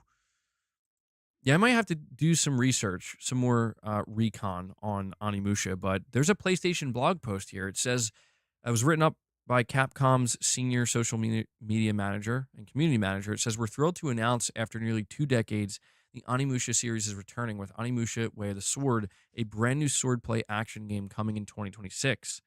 Onimusha first debuted with Onimusha Warlords back in 2001 with swordplay combat based on the I don't know how to say this. It's lesson counterattack. How do you? I don't know how to say this. It's LSSEN. I think that's an L. Counterattack mechanics introduced as a staple of the series. The mystical Oni Gauntlet bestowed the ability to absorb souls from the Genma, who were monstrous, deformed creatures from another world. My God. Oh, it's an I. Eason, is that how you say it? Ison. Yeah, I don't like when these like made up words, I'm assuming it's a made up word, are like Isen. Isen, is that how you say it? Isen. Isen. Here we go. Getting derailed again because I have to, my pronunciation needs work once again. No, Wes, I don't think that's how you pronounce it. Isen. All right. Isen sounds right to me. Says here, at the Game Awards 2024, we came back with a swing, or should we say a slash. Onimusha Way of the Sword is set in Kyoto in the early Edo period. The nefarious Malice has transformed the historic city into a dark, twisted haven for the return of the demonic Genma. A lone samurai steps forth wielding the legendary Oni Gauntlet and engages in brutally graceful sword fights. I love that. Brutally graceful, wiping his brow of sweat and blood. What path will he take, and what is the reason behind those battle-worn eyes? Stay tuned for more information on Onimusha Way of the Sword, coming to PlayStation 5 in 2026. To all the Onimusha fans who have waited this long for our reawakening, thank you for all the support you've shown us over the years. We're back. So, not too much to go off of there. I do find it interesting that this is a 2026 game. So I feel like it's there's not many games we know of that are targeting 2026, but this one is just outwardly we're targeting 2026. It's not coming next year. But the trailer looked really good, man. I mean, I don't know what else to say about it other than I'm impressed. Like I don't know anything about the series. I've never played these games before, but that trailer they showed, I'm like, yep, it's right up my alley. I'm on board. Saying Capcom's been cooking. They have been. Yeah, where's Dino Crisis? I feel like that's gonna have to be next, right?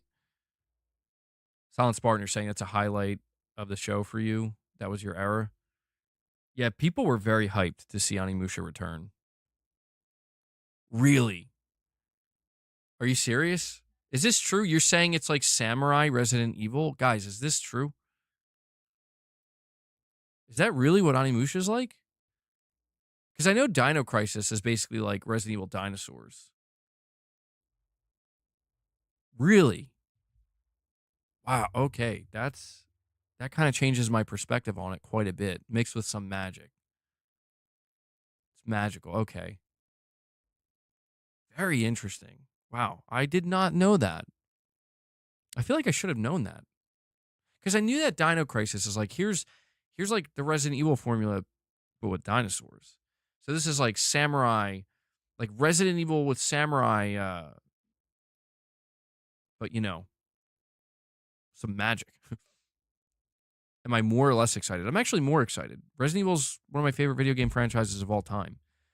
I imagine this is going to be different though, because like the Resident Evil formula itself has changed. So I imagine that because of that, Onimusha changes quite a bit as well. At least that's my assumption. Because I definitely didn't get Resident Evil vibes from that trailer. But I'm very excited, man. I want to see more. Definitely want to see more. Nero says, all right, now I'm interested. There is another game I want to talk to you guys about. And this one really caught me off guard. I've seen that some people are pretty disappointed about this. I have to admit, I am not disappointed. I'm actually excited for this game. I liked what I saw in the trailer. Turok.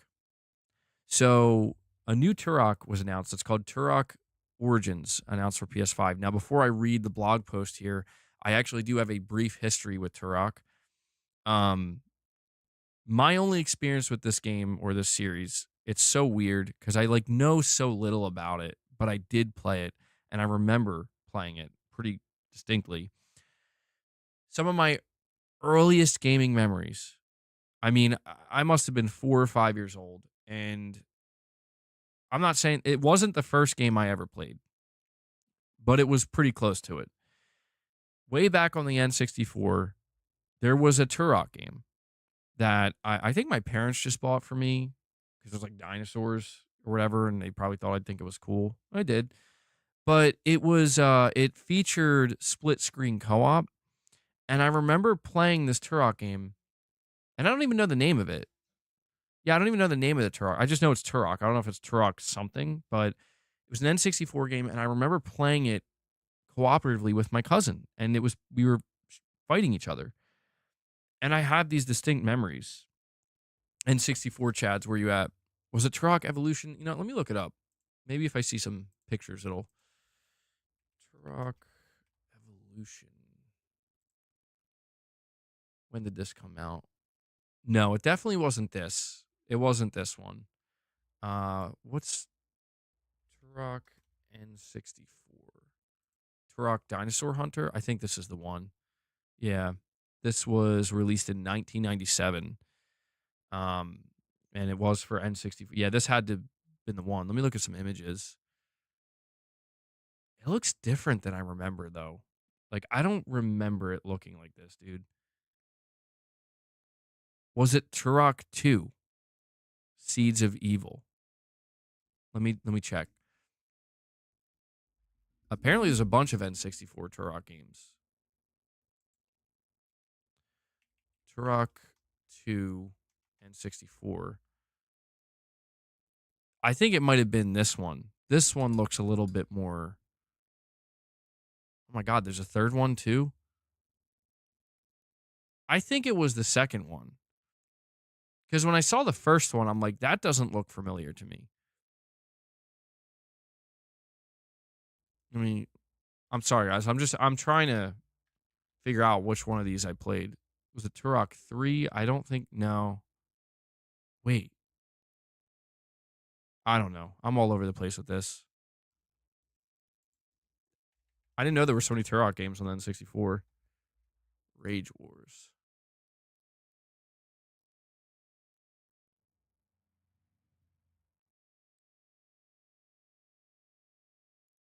Yo, it might have been Turok Rage Wars.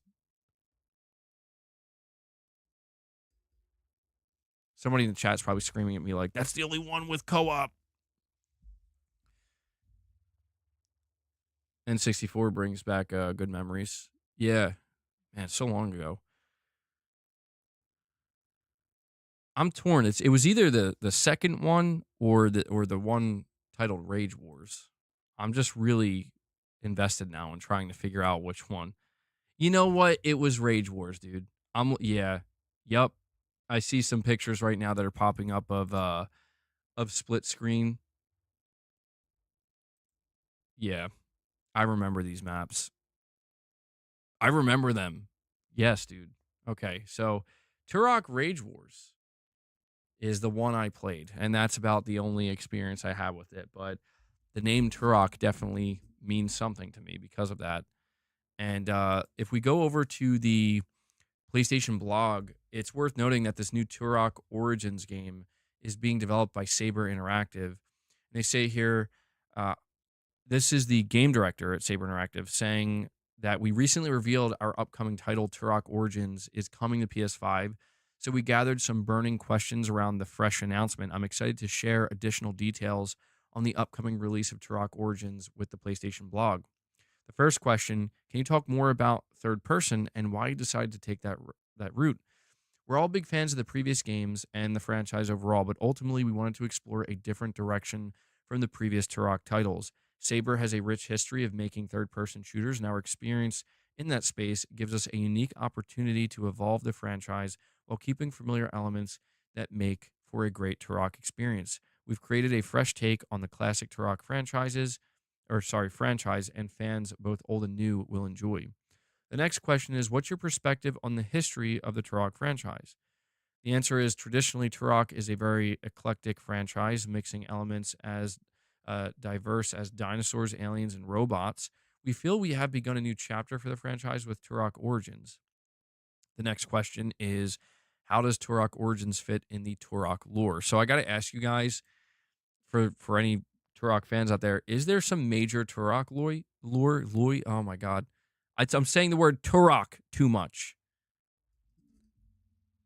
Turok. Is is there significant Turok lore?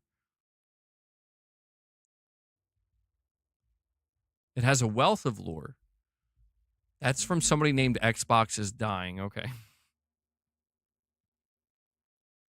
All right.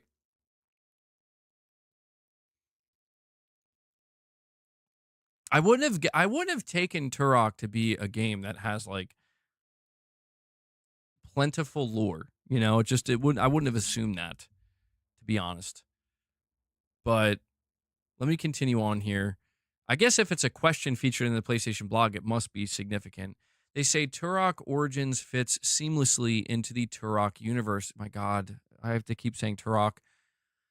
As the legendary Turok warriors unite to save humanity from an aggressive alien species and total annihilation. As the story unfolds, players will discover ancient mysteries that tie into the Order of the Turok and its history. Why do you think the appreciation for Turok has been so enduring? We believe it has a little something for everyone, fitting very well into the imaginations of players who like to explore strange, fantastic worlds throughout the universe, adventuring around new planets, new creatures and enemies, and of course, fighting dinosaurs. What are some of the most exciting challenges and opportunities in bringing Turok back to a modern age? The challenges with bringing Turok back are similar to those we face with any major project. The gaming market is very competitive, and there are always new and interesting things we need to be ready for. But we see Turok as a very exciting opportunity because it has such a strong legacy with unique features that make it stand out with the dinosaurs, aliens, action, and exploration. Should players have played the original Turok to enjoy slash understand this one? Players do not need to have played previous Turok games to understand and appreciate Turok Origins. This is an all new standalone adventure. Why does Turok Origins include co op instead of just being a single player experience? While Turok Origins can definitely be enjoyed as a single player experience, we also wanted to make the game a game that friends can experience together. Since the story ties into the lore and history of the Order of the Turok and features more than one Turok, we saw it as an opportunity to introduce co op to the franchise. So I just want, I mean, dude, I saw this trailer. If I have to say that, I'm not saying the word anymore. I'm not saying it. I'm not saying the name of this game anymore. I've said it too many times. I think that it must have been written at least 20 times in that article. But I saw the trailer for this at the Game Awards, and it caught my eye. I was like, this looks really fun. Because I have such a brief history with this, not much. There's something there. I'm not like really invested in it. Like I did see some people were saying they're disappointed that they're going third person, and it is a co-op game, and it is It's seemingly a shooter of some kind, like a third person shooter. But I'm like, dude, I don't know. I liked what I saw in the trailer. It actually looks really fun. And I kind of love these. I don't know if I want to call them. I don't know. I guess it would be called a double A. Like these double A co-op driven games where you can play them single player, but they're kind of meant to be played with friends. And you know, like one of the this is a lot different, I would say, in terms of the type of game it is in terms of aesthetic, but it reminds me of the Zombie Army games. Have any of you guys played like Zombie Army Trilogy or Zombie Army 4? These games were awesome, where they're not massive, big budget AAA titles, but they're really well made. They have some really solid mechanics, and they're not doing anything unique or special. They're just trying to make a really fun co-op experience that you play with your friends. And I remember playing the Zombie Army Trilogy and Zombie Army 4, and I also played that other game, and I think Saber Interactive made it, World War Z, which was fun as well. These games are pretty fun, and so I think that's why I'm kind of on board with what I'm seeing here and excited for it. You don't care much for mindless horde shooters. I don't know, man. I'm always a sucker for those types of games. As long as they're done well, as long as they're done well. Like one of the things I've still been playing is a lot of Black Ops 6 Zombies, and I would definitely qualify. I would say Black Ops 6 Zombies qualifies as like once you finish doing the Easter egg or whatever, it kind of turns into a mindless horde based zombie shooter. But I don't know. I've been having fun with it, and I've just been kind of grinding, um, and leveling up playing it. But there's always been a charm to it for me. I don't know. It always gets its hooks in me. So, um,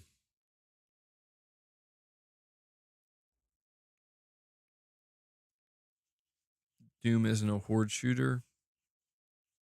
Oh, you guys are asking about Doom. Doom looks like it's gonna be pretty damn good. I mean, I'm not really. I can't pretend that like Doom is a game that I've had a lot of time with or got into deeply, but it does look good, the new one.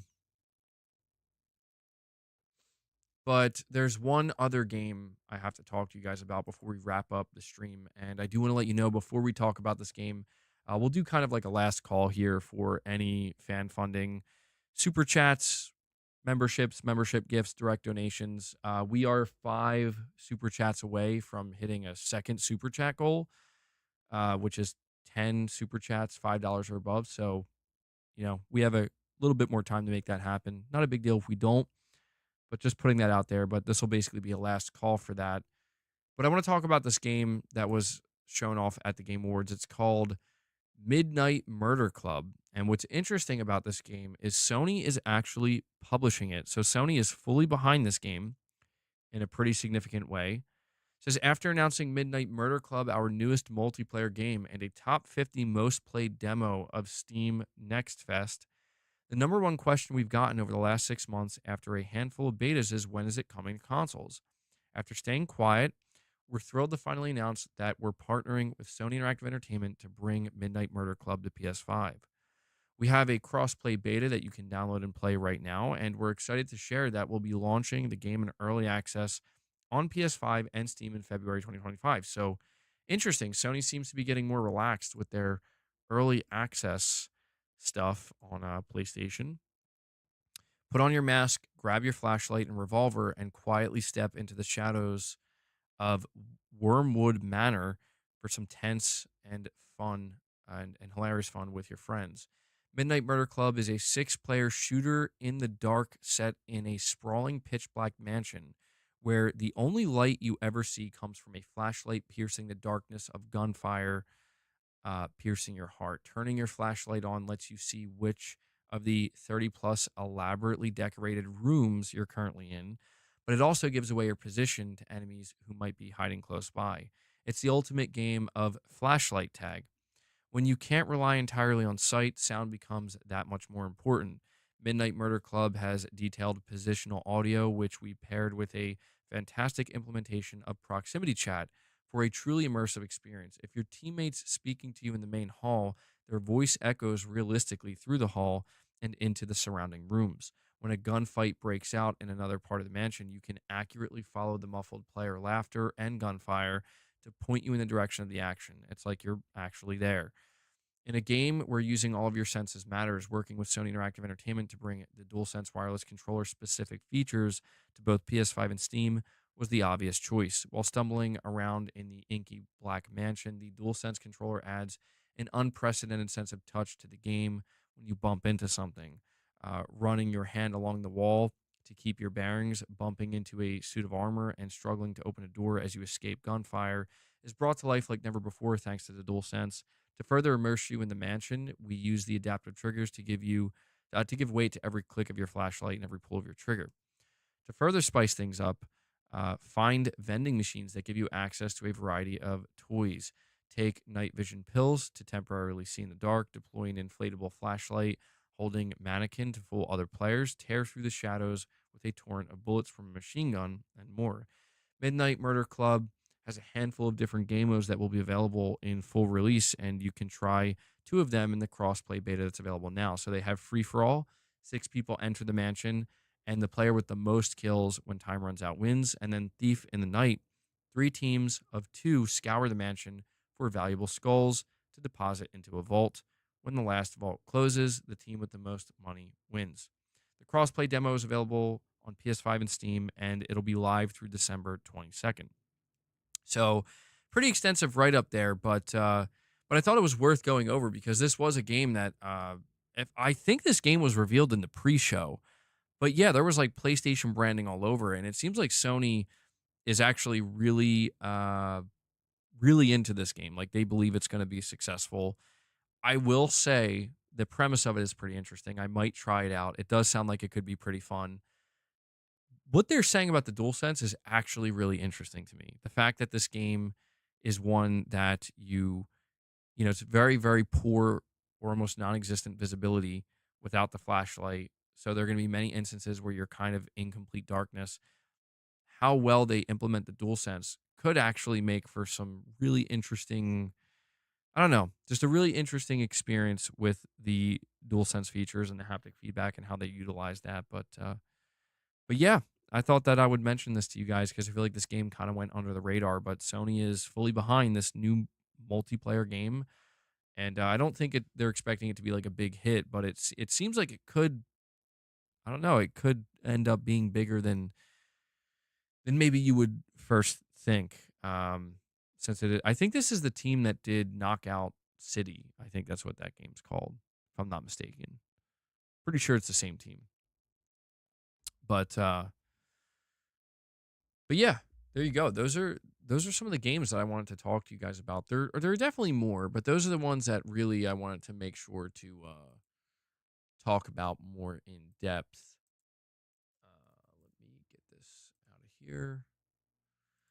But I think that's pretty much going to wrap up this stream today, guys. I did get through all of my topics. Um, Definitely took a little bit longer than I expected. I wasn't necessarily planning on almost striving for a 4-hour stream, but here we are. And yeah, so guys, thank you so much for joining me today and hanging out with me. And I want to make sure to give a big thank you to everybody who dropped uh, any donations or fan funding support of any kind. Anybody who dropped super chats, direct donations. If you became a member or you dropped membership gifts, thank you so much for the continued support. I can only do this because you guys make it possible. I also want to make sure to give a shout out to Devil Shooter, who does the timestamps for the streams. So if you see him in the comments, show him some thanks. I know he appreciates it. And yeah, that concludes this Sunday stream. So I hope you did enjoy it. We will be back, I believe, tomorrow with hopefully another video and another stream. We'll have more topics to go over and discuss. So I hope to see you back here. And yeah, that does it. So, guys, please enjoy the rest of your day. I'm done. I'm heading out, and I will catch all of you in the next one. So, until then, take care, everyone. Oh, hold on. My stream's glitching out. I was supposed to end it. It froze. There we go. All right, let me try again. Take care, everyone.